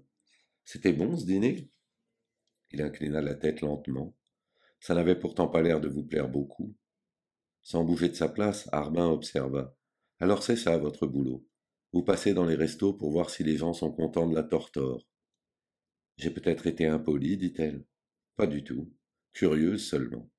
Il s'avança vers elle. Pourquoi vous occupez-vous donc de moi? À cause de votre genre. Particulier ce genre? Oui, pour moi. Ah, ça, c'est pas banal. Il sourit. Il aurait juré qu'elle avait été mariée au moins 2 fois, qu'elle avait pour l'instant un homme dans sa vie sans compter 3 autres qu'elle faisait marcher. Pourquoi se conduisait-il comme un imbécile? Il avait toujours évité ce genre d'aventure. Pourquoi aujourd'hui se laissait-il faire bêtement? La réponse surgit, évidente. Jamais de sa vie il n'avait éprouvé une attirance aussi exceptionnelle. Si vous voulez de la société, proposa-t-il, je vous emmène. Où? Non, dit-il. Je n'ai rien dit. Et il lui tourna le dos, se dirigea vers la caisse. Il paya son addition, sortit du restaurant et se posta au coin de la rue pour guetter un taxi. Dans l'air du soir flottait une odeur douceâtre, mélange de fumée d'usine, de whisky bon marché, de cigarettes éteintes et de printemps à Philadelphie. Brusquement, un parfum indéfinissable les remplaça tous. C'était le parfum des cheveux châtains. Elle se tenait derrière lui. D'habitude, fit-elle, je ne me hasarde guère à ce jeu-là. Il se retourna. Où voulez-vous aller? Pourquoi pas prendre un verre quelque part? Je n'ai pas envie de prendre un verre. Êtes-vous facile à vivre? Dit-elle. Non. Vous croyez que nous arriverons à nous entendre? Non. Il héla un taxi qui passait. En montant dans le taxi, Harbin se dit qu'il avait fait ce qu'il y avait de mieux à faire. Ça aurait été une folie de s'embarquer dans une affaire pareille. Il avait déjà été bien imprudent d'engager la conversation avec elle. Il allait fermer la portière quand il s'aperçut qu'elle était en train de grimper dans le taxi. Il se poussa pour lui laisser une place sur la banquette. Le chauffeur se retourna. Vous allez où? À la bibliothèque du parc, dit Harbin. Elle resta un moment, les yeux fixés droit devant elle. Harbin l'examinait. Puis elle tourna lentement la tête et lui sourit. Ses lèvres, en s'entr'ouvrant, découvrirent ses dents. Je m'appelle Della, dit-elle. Nathaniel. Nat, dit-elle. C'est un nom qui vous va bien. C'est à la fois énergique et doux. Elle aspira une bouffée et laissa doucement s'échapper la fumée. Qu'est-ce que vous faites dans la vie? Vous tenez vraiment à le savoir ou bien est-ce simplement pour dire quelque chose? J'y tiens vraiment. Quand je m'intéresse à quelqu'un, je veux tout savoir. Il hocha la tête d'un air dubitatif. C'est une tactique qui a du bon et du mauvais. Vous risquez d'être déçu. Si je vous disais que je vends des chaussures et que je gagne 40 $ par mois, vous mentiriez. Bien sûr, dit-il. Je suis quelqu'un de trop bien pour vendre des chaussures. J'ai ce côté pet sec et tendre, à la fois énergique et doux, comme vous dites. Continuez, vous m'intéressez, racontez-moi mon passé, et dites-moi ce que je dois faire des jours qui me restent à vivre. Il se pencha vers elle en fronçant les sourcils dans un mouvement de simple curiosité. Où voulez-vous en venir? Qu'est-ce que vous cherchez exactement? Au fond, voyez-vous, elle ne souriait plus. Elle tenait encore sa cigarette près de ses lèvres, mais elle l'avait oubliée. Ses yeux s'étaient légèrement agrandis, comme si elle était elle-même étonnée de la réponse qu'elle allait faire. Au fond, je cherche un homme à aimer. Le choc était brutal. Harbin dut faire un effort pour retrouver son bel équilibre. Les femmes qui étaient passées dans sa vie ne lui avaient jamais posé de problème grave. Il s'était toujours arrangé pour éviter de s'engager trop loin. C'était uniquement une question d'adresse, savoir retirer son épingle du jeu au bon moment. Et cette fois-ci, Il était sans aucun doute grand temps de s'esquiver, immédiatement, arrêter le taxi, ouvrir la portière et s'éloigner en courant. Elle le retenait. Il ne savait pas comment, mais elle le retenait mieux que si elle lui avait lié pieds et mains. Il était prisonnier dans ce taxi, et il lui lança un regard haineux. Pourquoi ce regard, dit-elle. Il était incapable de répondre. Elle continua. Vous avez peur? Il lui sembla qu'elle se penchait vers lui. Je vous fais peur, Nat? Vous me contrariez. Écoutez-moi, Nat. Taisez-vous, bon Dieu. Laissez-moi respirer. Elle approuva de la tête lentement avec ostentation. Il regardait son profil paisible, la cigarette à quelques centimètres de ses lèvres, et la fumée qui montait en volute. Puis il détourna les yeux, mais sans pouvoir se débarrasser de l'image de Della. Pendant 20 minutes, ils roulèrent sans échanger un mot. Et pourtant, il leur sembla qu'ils n'avaient pas cessé de se parler tout le long du chemin. Le taxi s'arrêta devant la bibliothèque. Le chauffeur annonça qu'ils étaient arrivés. Ils ne bougèrent ni l'un ni l'autre. Le chauffeur haussa les épaules, laissa tourner le moteur et attendit. Au bout d'un moment, il se retourna. Alors, ça va durer encore longtemps? Qui sait, dit Della. Elle donna une adresse au chauffeur et se laissa aller sur l'épaule de Harbin. Chapitre 6. C'était au nord de la ville, dans le quartier connu sous le nom de Germantown. Pour y arriver, le taxi suivit Schuylkill River, dépassa Wissahickon Creek et traversa les rues bordées d'habitations ouvrières. Puis il s'enfonça dans Germantown et s'arrêta finalement devant une petite maison qui trônait au milieu d'un îlot mal éclairé. À l'intérieur, la maison était entièrement verte et grise. Le vert dominait. Les meubles étaient verts, les murs aussi, et les tapis d'un gris foncé. C'était une vieille maison qui avait été entièrement remise à neuf. Au-dessus de la cheminée, dans un grand cadre de bois brun, on apercevait un portrait de Della, dessiné au trait dans les tons sanguines, sur un papier beige très clair. L'auteur avait un nom espagnol. Vous devez avoir beaucoup d'argent, fit Harbin. Pas mal. Il quitta des yeux le portrait. Et d'où vient-il? Mon mari est mort il y a 1 an. Il m'a laissé 15 000 $ de revenus par an. Elle s'était laissée tomber sur un sofa moelleux, qui avait tout l'air d'un bloc de glace à la pistache, et paraissait prêt à fondre d'un moment à l'autre. Il se dirigea vers le sofa, obliqua de côté, poursuivit dans cette direction, et ne s'arrêta que lorsqu'il eut atteint un mur. Comment faites-vous pour tuer le temps? C'est lamentable, dit-elle. Je dors 10 fois trop. J'ai une indigestion de sommeil. Un de ces jours, je vais ouvrir une boutique. Enfin, faire quelque chose. Venez donc ici près de moi. Tout à l'heure. Tout de suite. Non. Il resta face au mur. Vous avez beaucoup d'amis? Aucun. En tout cas, pas de vrais amis. Quelques rares relations. Ils me sortent. Les soirées se traînent au point qu'au bout d'un moment, j'ai envie de faire partir des pétards. J'ai horreur des gens ennuyeux. Et moi, vous ne me trouvez pas ennuyeux? Venez ici, je vous dirai si je vous trouve amusant. Il lui sourit et baissa la tête. À part ça, dit-il, que croyez-vous que nous puissions nous offrir réciproquement? Nous-mêmes. Entièrement? Absolument tout, dit-elle. C'est tout ou rien. Autant vous prévenir tout de suite. La première fois que je me suis marié, j'avais 15 ans. Lui, il avait 2 ans de plus, et nous vivions dans des fermes voisines dans le South Dakota. Nous étions mariés depuis quelques mois quand il a été écrasé par un tracteur. Je me suis mis à chercher un remplaçant. Ce n'était pas tellement le mariage qui me manquait, mais j'avais besoin d'un homme. J'en ai trouvé un, et puis un autre, et encore un autre. Les hommes ont défilé dans ma vie. Chacun avait quelque chose à m'offrir, mais ce n'était pas ce que je voulais. Je savais pourtant très bien ce que je voulais. Il y a 6 ans, à 22 ans, je me suis remarié. C'était à Dallas. Je vendais des cigarettes dans une boîte de nuit. C'était un homme marié. Il était venu avec sa femme, et c'était la première fois depuis 10 ans qu'il prenait de vraies vacances. Il avait 40 ans et il valait son pesant d'or. Des mines de cuivre dans le Colorado. Il a commencé à me tourner autour. Finalement, sa femme est retournée dans le Colorado et a obtenu le divorce. Il m'a épousé.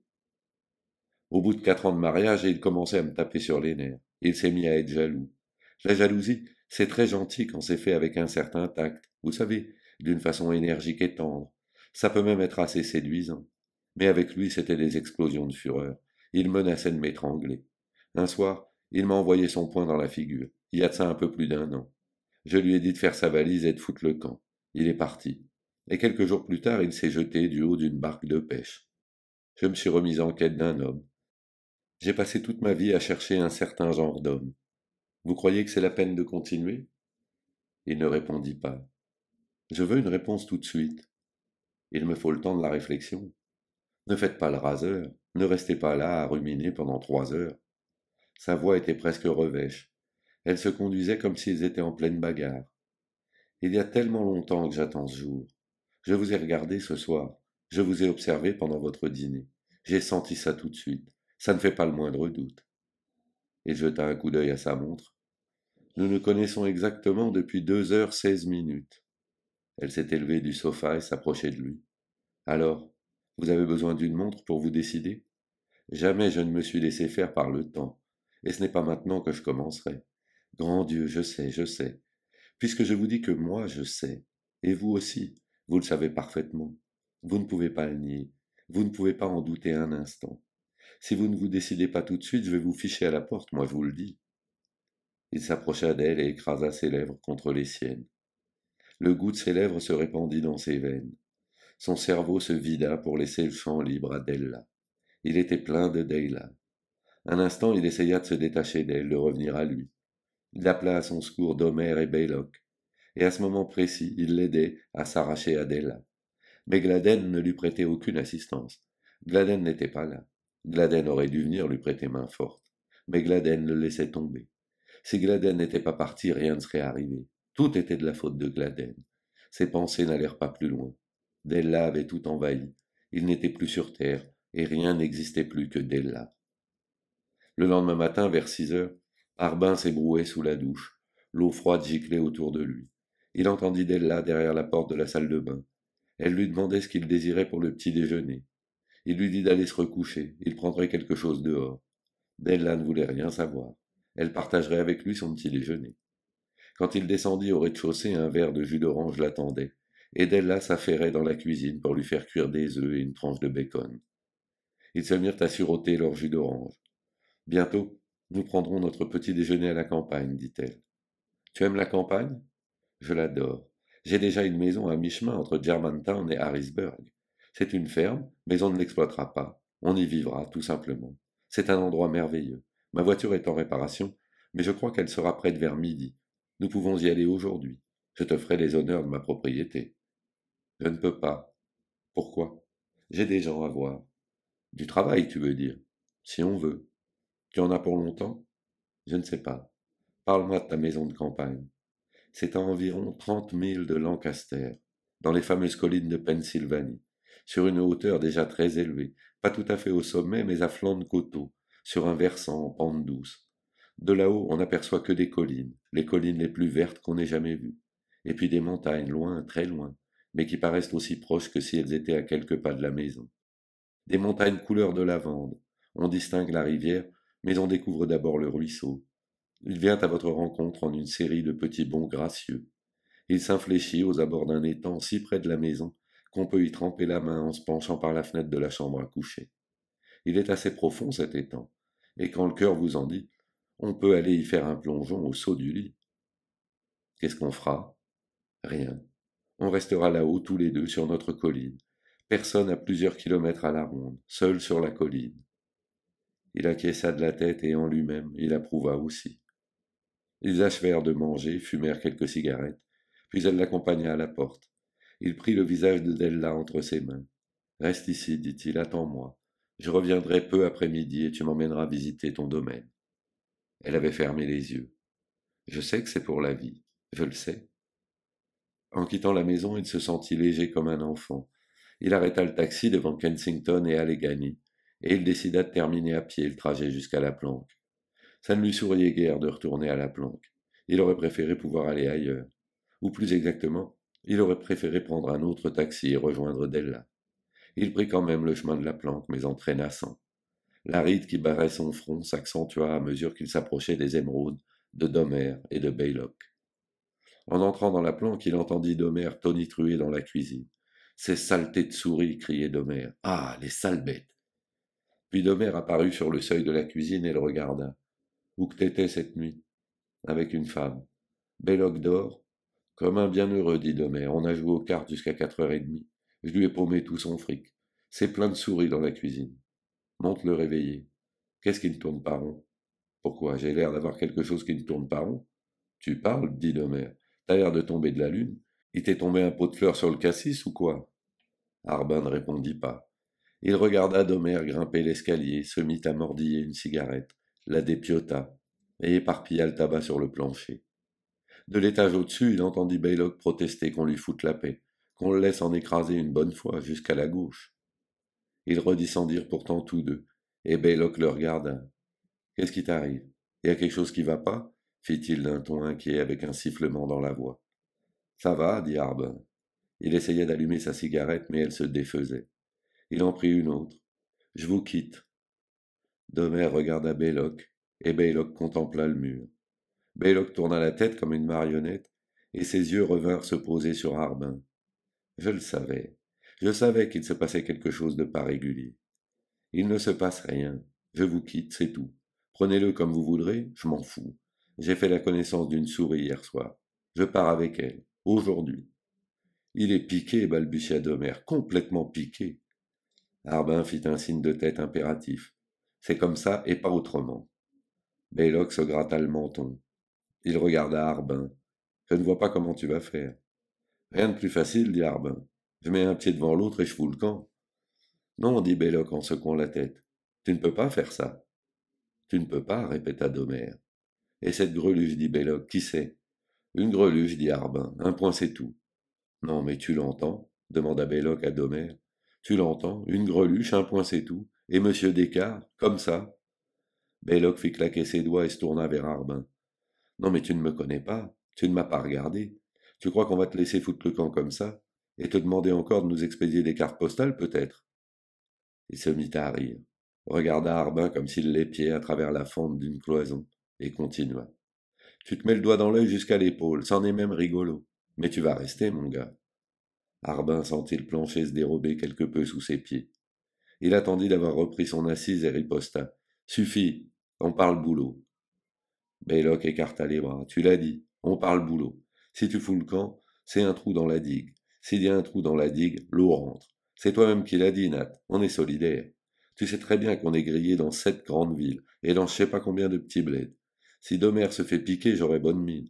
La même chose pour Gladen. Et si je me fais couillonner, je suis bon pour 20 ans. Écoute-moi, Nat. Baylock s'accroupit, les yeux presque fermés. J'ai pas envie de crever dans le trou. Je veux clamser au soleil, moi. Arbin secoua lentement la tête. Et alors quoi?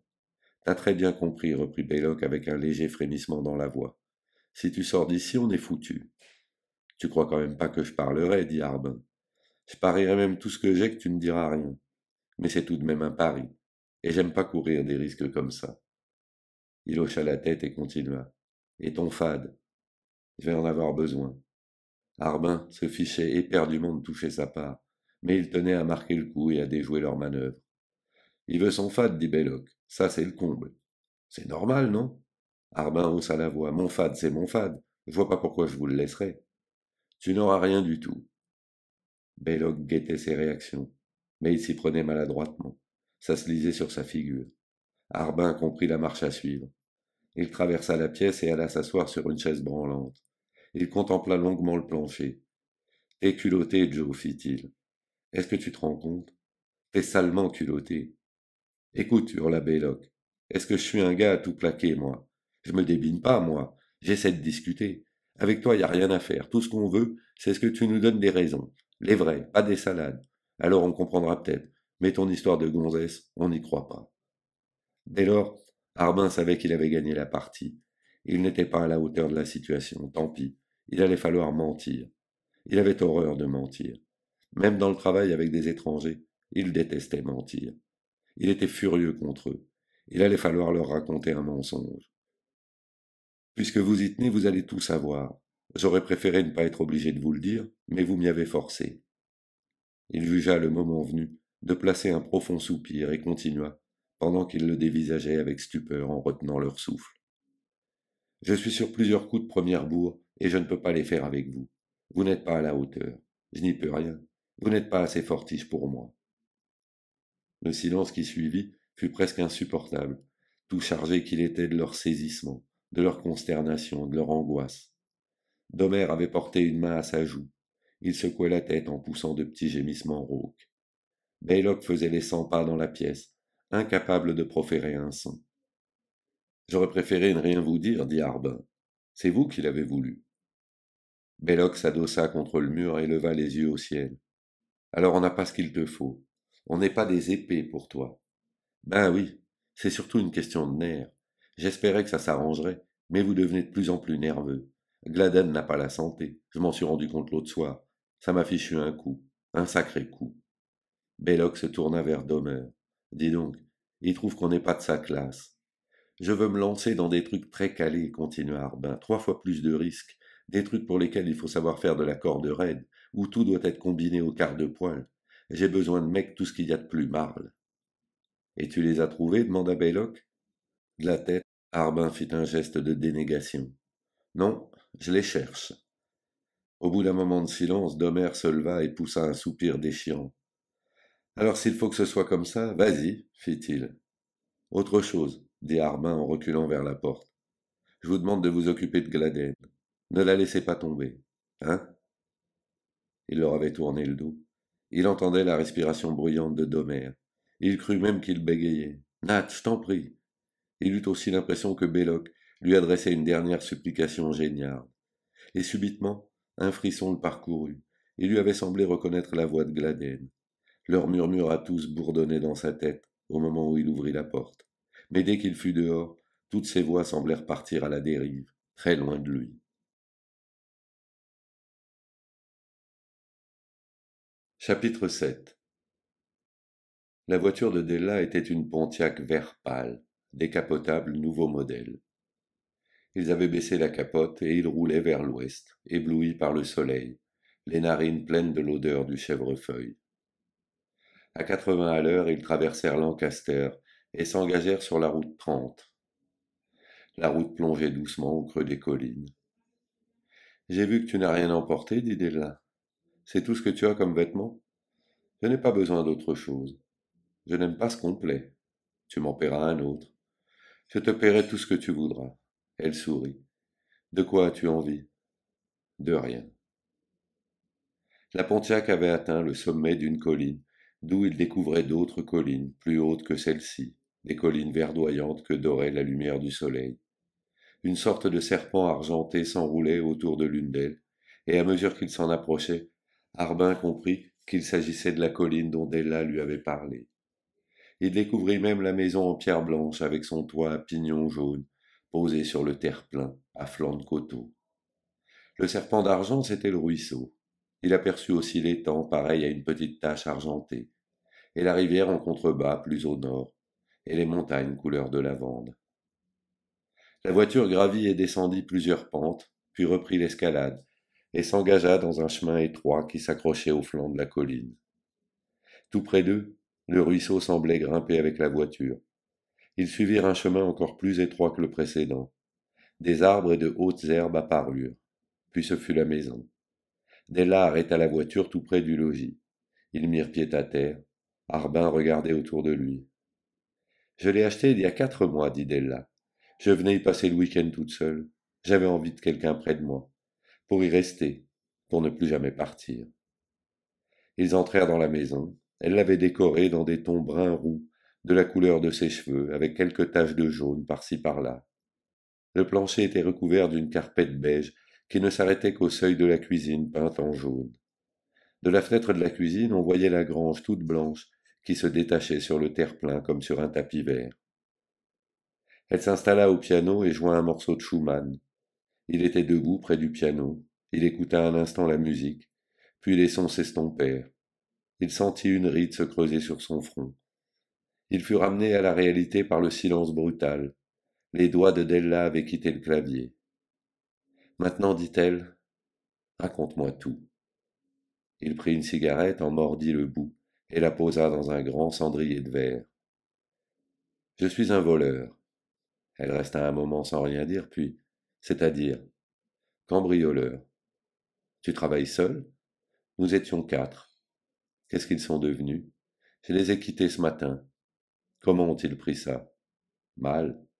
Il a fallu que je leur raconte des bobards. Je leur ai dit que j'avais une grosse affaire en perspective et qu'ils n'étaient pas à la hauteur. Elle traversa la pièce et alla s'asseoir dans un fauteuil de cuir beige. Vous aviez une spécialité? Les pierres précieuses. Je leur ai laissé les émeraudes du dernier fric-frac, mais il va falloir qu'ils attendent un bout de temps avant de pouvoir les fourguer. Mais tout ça, c'est loin. C'était hier. N'en parlons plus. Pourtant, ça te tracasse. Certaines choses, oui. Je veux que tu me dises tout ça. Il faut que tout soit clair entre nous. Je veux savoir ce que tu as sur le cœur et tout effacer. Nous étions 3 hommes et une femme, dit Harbin, et il se mit à lui parler de Gladden, de son père, de tout ce qui les avait liés pendant des années. Elle voulait à tout prix se tirer, mais elle s'était fourrée dans la tête qu'elle ne s'en sortirait pas tant que je serais encore dans le coup. Maintenant, j'ai mis les Hadjas tout seul, et elle, où est-elle? Tu le sais mieux que moi. Il faut que tu m'aides. Il faisait les 100 pas dans la pièce. Je ne peux pas m'empêcher de penser à elle, j'en suis malade, je ne sais pas quoi faire. Della sourit faiblement. Tu es amoureux de cette fille? C'est pas ça, mais elle compte sur moi. Je lui sers à la fois de père et de grand frère. Je l'ai déjà quittée, mais elle savait que je reviendrais. Maintenant, elle est à Atlantic City. Ce soir, à 7 heures, elle va m'appeler au téléphone et personne ne répondra. Ça me rend malade. Je ne sais pas si elle tiendra le choc. J'ai peur qu'elle perde les pédales. J'en suis malade. Je ne sais pas quoi faire. Elle joignit les mains et regarda le bout de ses doigts. Nous allons manger, et puis je te reconduirai à Philadelphie. Tu y seras à 7 heures pour ton coup de téléphone. Et puis je reviendrai ici, toute seule. Non. Réfléchis bien à ce que tu fais. J'ai dit non. Sa décision était prise. Qu'elle aille se faire foutre. Quel téléphone après tout, je m'en balance. Tout ça, c'est fini, c'est oublié. Je suis ici, avec toi. C'est la seule chose qui compte.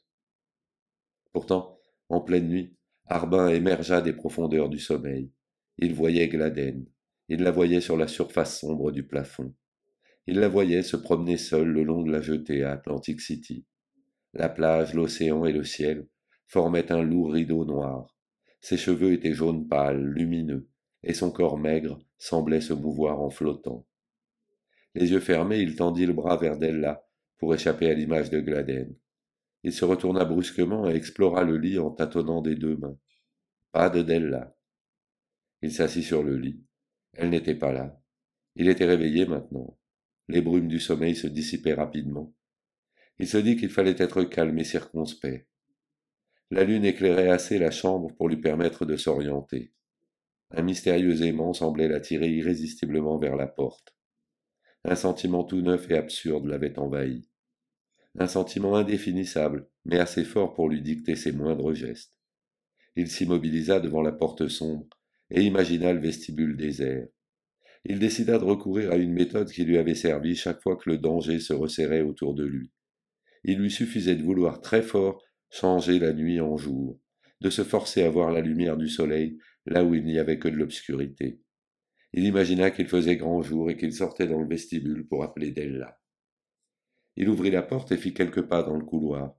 La porte de la salle de bain était grande ouverte et la pièce était plongée dans l'obscurité. Della n'était pas au premier étage.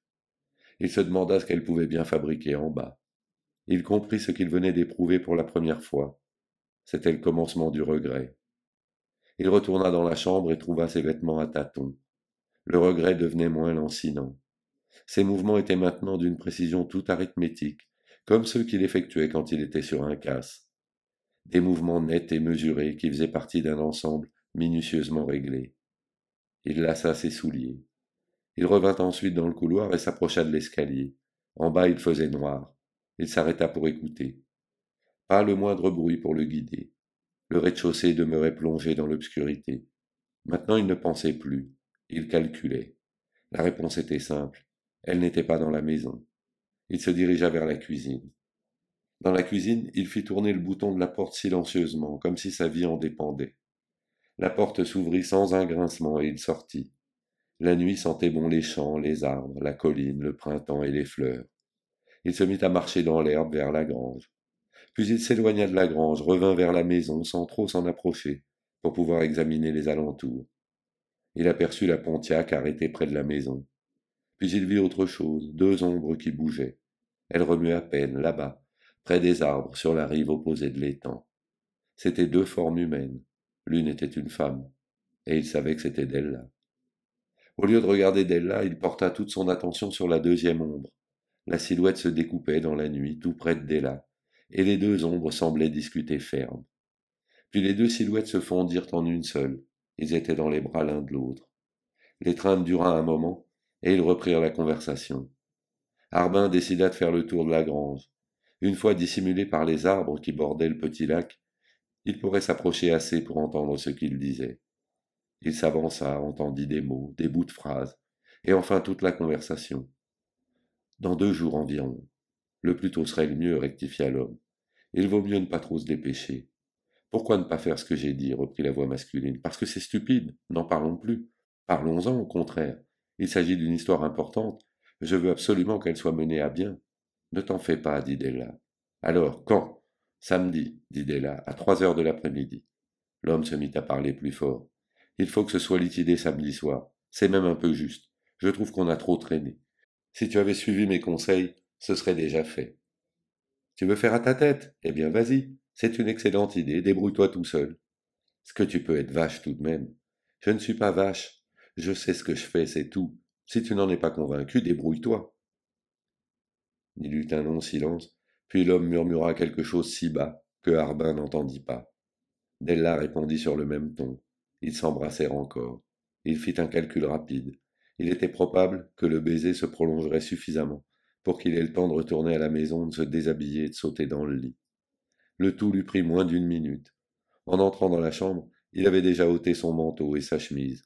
Il n'enfila son pyjama qu'une fois blotti sous les draps. Il enfonça la tête dans l'oreiller et ferma les yeux. Il se sentait douloureusement dupé, fabriqué dans les grandes largeurs. Chaque muscle de son corps subissait la douleur lancinante de sa déception. Ses pensées tournaient en rond. Il attendit. Quelques minutes plus tard, la porte s'ouvrit, et il entendit Della entrer dans la chambre. Enfin, il la sentit peser sur le lit. Elle ne s'était pas étendue, elle restait assise sur le bord du lit. Elle le regardait.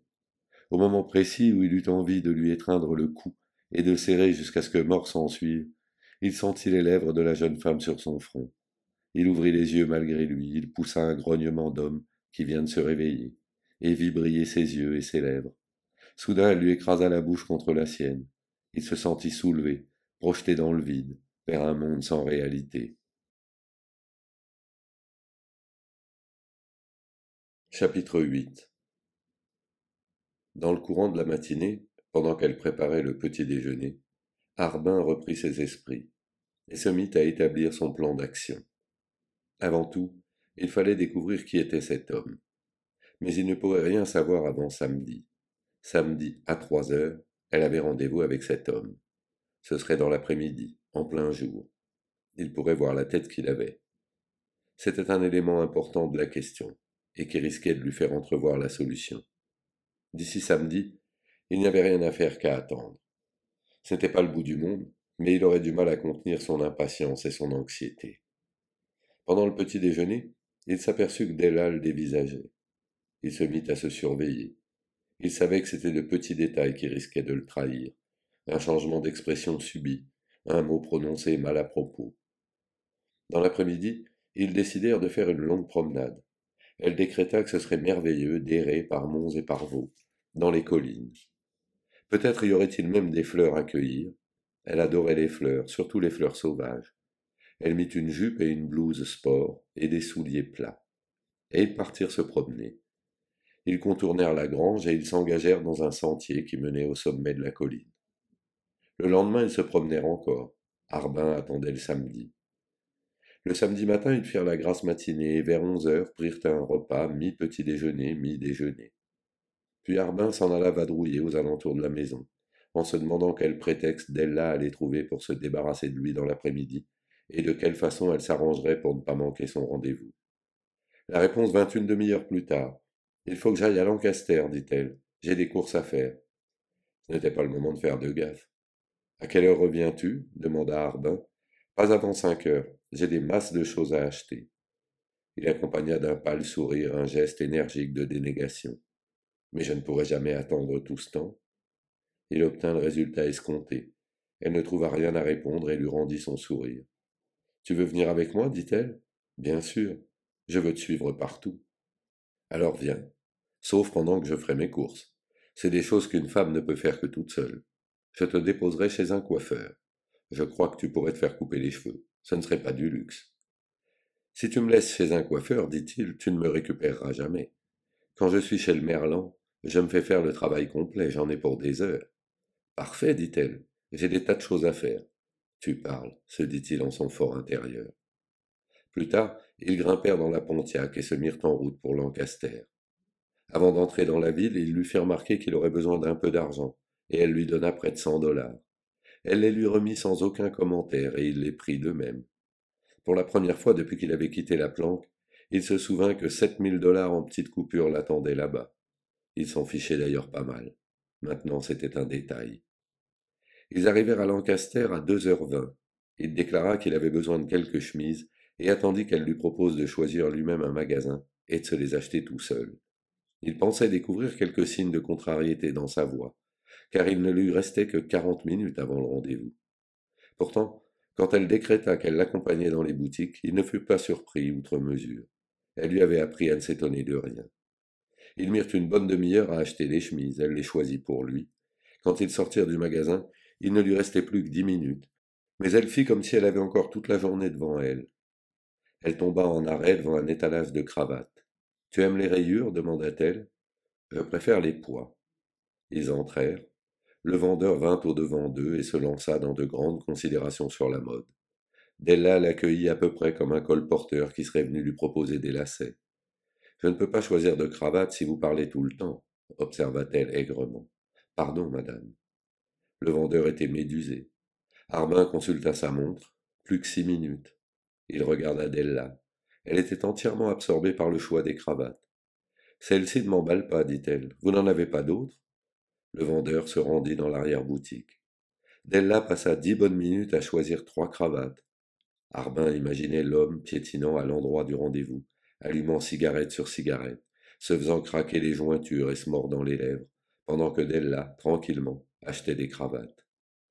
Je ferais bien d'aller chez le coiffeur, dit Harbin. Qu'est-ce qui te presse? Elle avait prononcé ces mots avec tant de calme et d'insouciance qu'il y vit aussitôt un avertissement pour lui. Il avait laissé échapper un mouvement d'impatience, et avec une telle femme, il ne pouvait pas se permettre ce genre de gaffe. C'est samedi, continua-t-elle. Vers 3 heures, c'est bondé. J'ai horreur d'attendre. Remercie-moi au moins pour les cravates. Je te remercie pour les cravates. Ils sortirent du magasin. Elle regarda de tous les côtés. Il y avait une boutique de coiffeur à 1 rue de là. Mais Della décréta que ce coiffeur-là ne lui disait rien de bon. Harbin regarda sa montre. Il était maintenant 3h22. Qu'est-ce que tu as contre celui-là demanda-t-il. Ça a l'air propre. Le coiffeur a l'air idiot. Si tu y tiens, on peut passer la journée à chercher un coiffeur qui a l'air futé. Ils mirent encore 5 minutes avant de trouver le coiffeur idéal dans Orange Street. Harbin sourit à Della et jeta encore un coup d'œil à son bracelet-montre sans chercher cette fois à dissimuler son geste. Quand est-ce qu'on se retrouve dit-il. Elle jeta un coup d'œil dans la boutique. C'était un vaste salon très propre, pourvu de nombreux fauteuils. Il y a 4 types qui attendent. Tu en as pour 1 heure et demie au moins. Je passerai te prendre.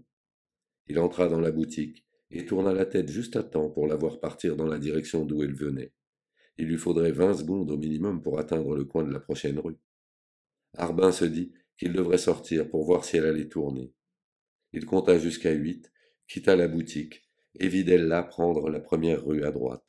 Il traversa la rue, courut jusqu'au coin et arriva juste à temps pour voir la jeune femme s'engager dans une autre rue. Une foule de gens sortait d'un grand magasin, dans la rue que Della venait de traverser. Della pénétra dans le magasin. Harbin faillit renverser 3 vieilles dames. Sans leur laisser le temps de protester, il fendit la foule qui se dirigeait vers les portes à tambour. Il arriva bon premier, mais une fois dans le labyrinthe des rayons, il comprit qu'il avait perdu sa trace. Il se mit à mordiller sa cigarette. Il se dirigea à tout hasard vers le rayon des valises, et l'aperçut au milieu d'un groupe de femmes qui attendaient les ascenseurs. Il se demanda combien ce magasin avait d'étages. Il aurait dû y penser plus tôt. Tout en continuant à mordiller sa cigarette, il décida qu'il ne lui restait plus qu'à jouer à pile ou face le numéro de l'étage où elle allait se rendre. Il se força à attendre 15 secondes, le dos tourné aux ascenseurs. Quand il se retourna, elle n'était plus là. Un ascenseur arriva, il y pénétra. en même temps qu'une foule de femmes et d'enfants. L'ascenseur arriva au deuxième. Le groom annonça meubles, tapis, poste de radio, appareils ménagers. Et au troisième, articles de sport et rayons pour hommes. Harbin sortit. Il était logique que le type avec qui Della avait rendez-vous attendît au rayon pour hommes. Il y avait pas mal de monde. Une foule de jeunes gens s'affairait autour des gants de boxe, des raquettes de tennis et des maillots de bain. Il se mit à flâner, écartant d'un je ne fais que regarder, souriant, les vendeurs qui s'approchaient. Il arrivait au rayon des complets pour hommes.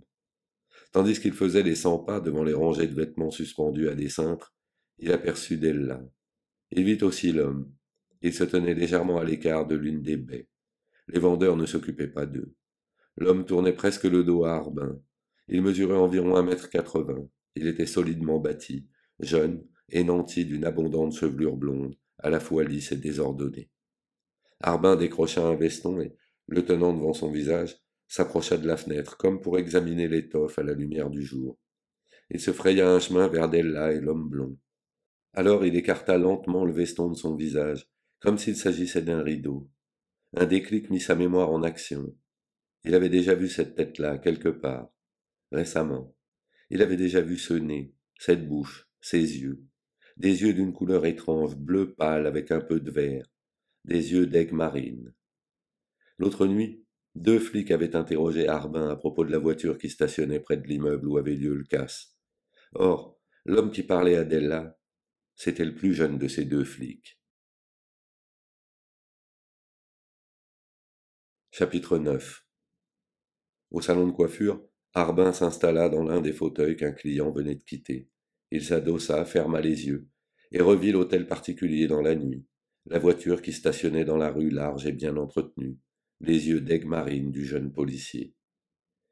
Il fallait reprendre tout depuis le commencement. Il se mit à examiner chaque élément un à un avec minutie.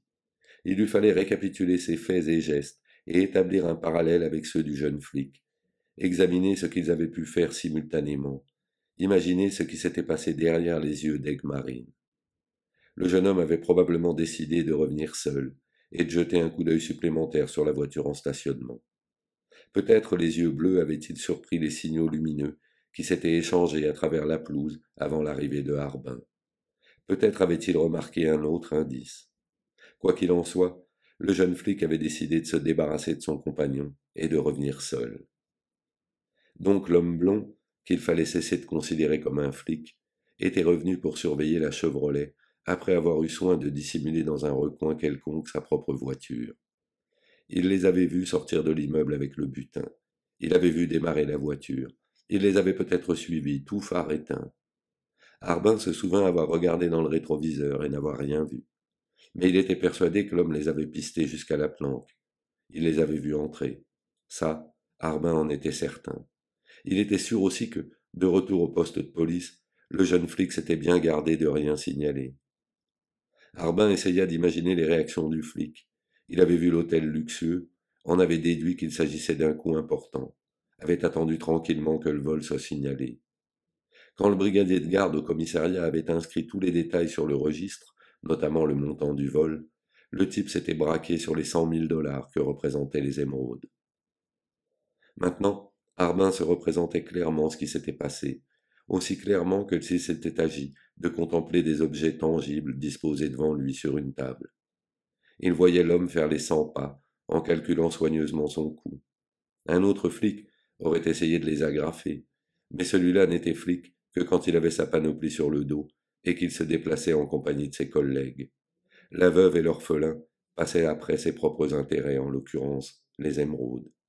Il savait que les émeraudes se trouvaient dans la bicoque de Kensington, et que pour mettre la main dessus, il lui fallait un complice. Le complice était une dénommée Della. L'homme avait contacté Della. Ils avaient dû se relayer pour surveiller la planque.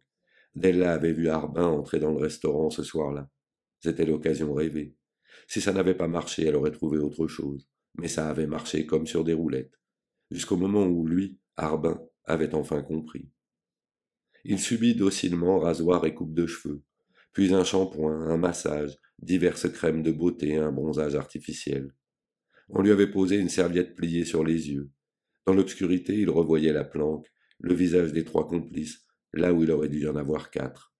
Il était pressé de retourner à la planque. Quand ce fut terminé, le coiffeur ôta la serviette et Arbin se leva.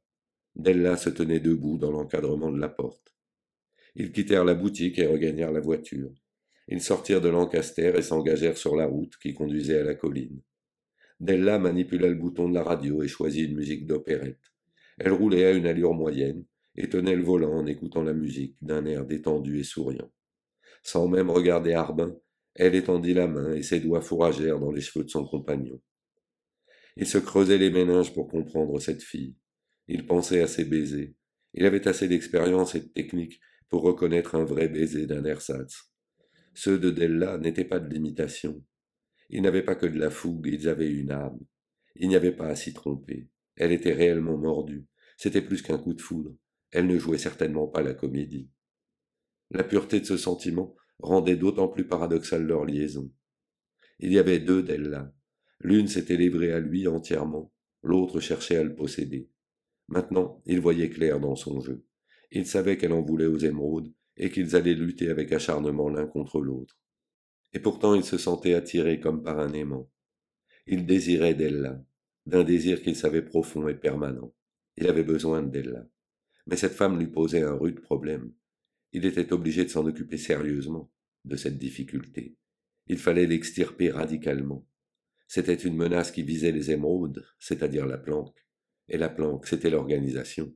C'était Domher, Belloc et Gladen. Un frisson le parcourut. Gladen était menacé. Il éprouva un remords lancinant. Toutes les fibres de son corps se tendirent. Gladen avait besoin de lui, et il l'avait abandonné. Voilà qu'il était assis à côté de la personne qui menaçait Gladen. Depuis des jours, il avait délaissé Gladen pour cette femme. Il lui fallait à tout prix se libérer de l'emprise de Della. Il jeta un coup d'œil aux collines boisées qui défilaient à droite et à gauche de la route. Si on changeait de paysage? Comment? Essayons une de ces petites routes? Son regard plongea dans les yeux de Della. Sous la banalité des paroles, elle perçut la nuance de gravité. D'accord. Tâchons de trouver un petit coin tranquille. Ils s'engagèrent sur l'une des petites routes, contournèrent la colline et s'enfoncèrent dans les bois, où la route devenait une piste. Par la vitre, Arbin voyait défiler les fourrés verts tachés de mauve. Comme la voiture ralentissait, il dit: Non, continue. On serait pourtant très bien ici. Je te dis de continuer. Embrasse-moi. Attends. Je ne peux pas. Sois raisonnable. Les bois s'épaississaient autour d'eux, et surtout au-dessus de leur tête. La masse verte des feuilles dans les hautes branches empêchait le soleil de pénétrer. Il savait qu'elle ne dirait plus rien tant que lui-même ne parlerait pas. Et ils roulèrent en silence.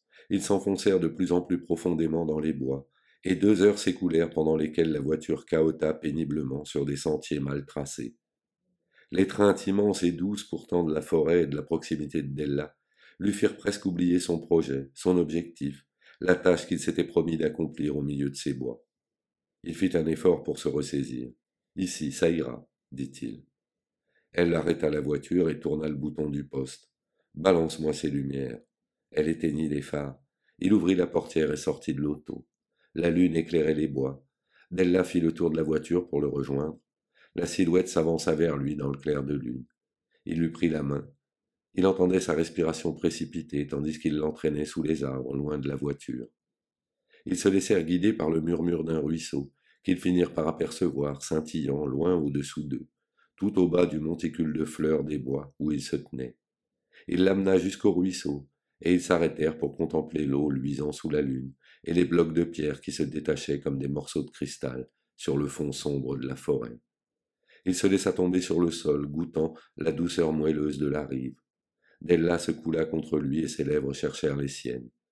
Il détourna son visage. Non, dit-il. Il l'avait dit tendrement, presque comme une caresse. Et pourtant il savait qu'il venait de la blesser plus cruellement qu'avec un poignard. Il attendit. Il aurait voulu la regarder, constater l'effet produit. Mais ceci n'était encore rien, comparé à ce qu'il avait l'intention de lui infliger, à l'offensive qu'il s'apprêtait à mener contre la menace qui pesait sur les émeraudes et par ricochet risquait d'atteindre la planque, Domher, Belloc et Gladen. Dans son fort intérieur, il promit tendrement à Gladen de réparer le mal qu'il avait fait. Après un long silence, Della l'interrogea. Qu'est-ce qui ne va pas? Rien. Tu as l'air absent. Tu te trompes. Il souriait au ruisseau. Il savait qu'elle le voyait sourire et s'imaginait ce qu'elle ressentait. Il eut encore un silence. Je sais ce que tu as, dit-elle. Il continua à sourire au paysage. Tu te laisses aller, je le sens. Tu as rompu les amarres. Il haussa les épaules. C'est possible. Elle se leva. Elle lui tournait le dos, mais il savait ce qui se passait sur son visage. Il devinait son trouble, le choc brutal, la douleur qu'elle ne voulait pas lui montrer. Elle ne réussit pas longtemps à se maîtriser. Son dépit finit par éclater. Elle tourna vers lui, son visage torturé, et, d'une voix sifflante, donna libre cours à sa rancœur. Salaud, espèce de salaud. Il lui jeta un rapide coup d'œil, puis se remit à contempler le ruisseau, toujours avec le même sourire. Pourquoi lança-t-elle. Pourquoi. Pourquoi. Il haussa les épaules. Je t'ordonne de me dire pourquoi, haleta-t-elle d'une voix grinçante. Gare à toi si tu ne me le dis pas. Le sourire s'évanouit sur ses lèvres, mais il se réjouissait intérieurement. Tout marchait comme il l'avait prévu. C'était tellement plus efficace qu'un meurtre. C'était ce qu'il pouvait lui infliger de pire. C'était ce qu'un homme pouvait infliger de pire à une femme. C'était le genre de torture le plus abject. Il la repoussait sans explication. Il la regardait se débattre et suffoquer. Elle essayait, au comble de la colère, de saisir le motif qu'il tenait suspendu au-dessus d'elle, juste hors de sa portée. Il se leva. Je crois que c'est tout. Tu n'as pas le droit, dit-elle. Comment peux-tu? Comment peux-tu me faire ça? C'est monstrueux. Donne-moi au moins tes raisons. Dis-moi au moins pourquoi. Pourquoi? Il fit un geste d'ignorance. Autant demander aux arbres. Ils en savent à peu près aussi long que moi. Je ne te crois pas. Je suis désolé. Si tu étais désolé, tu essaierais de m'expliquer et de me dire ce qui t'est passé par la tête, ce que tu as sur le cœur. Je n'en sais rien. Il avait parlé sur le ton du monsieur à qui on demande l'heure. Tout en lui tournant le dos, il continua. Tout ce que je sais, c'est que ça a assez duré. J'ai envie de fiche le camp. Il s'enfonça dans le bois. Le silence n'était troublé que par le murmure du ruisseau. Il traversa le sentier devant la voiture et grimpa sur un monticule pour repérer la grande route et la rejoindre. Une heure après, sur la grande route, il arrêtait un camion, qui le déposa à Lancaster. Un taxi le conduisit à la gare, où il prit le premier train pour Philadelphie.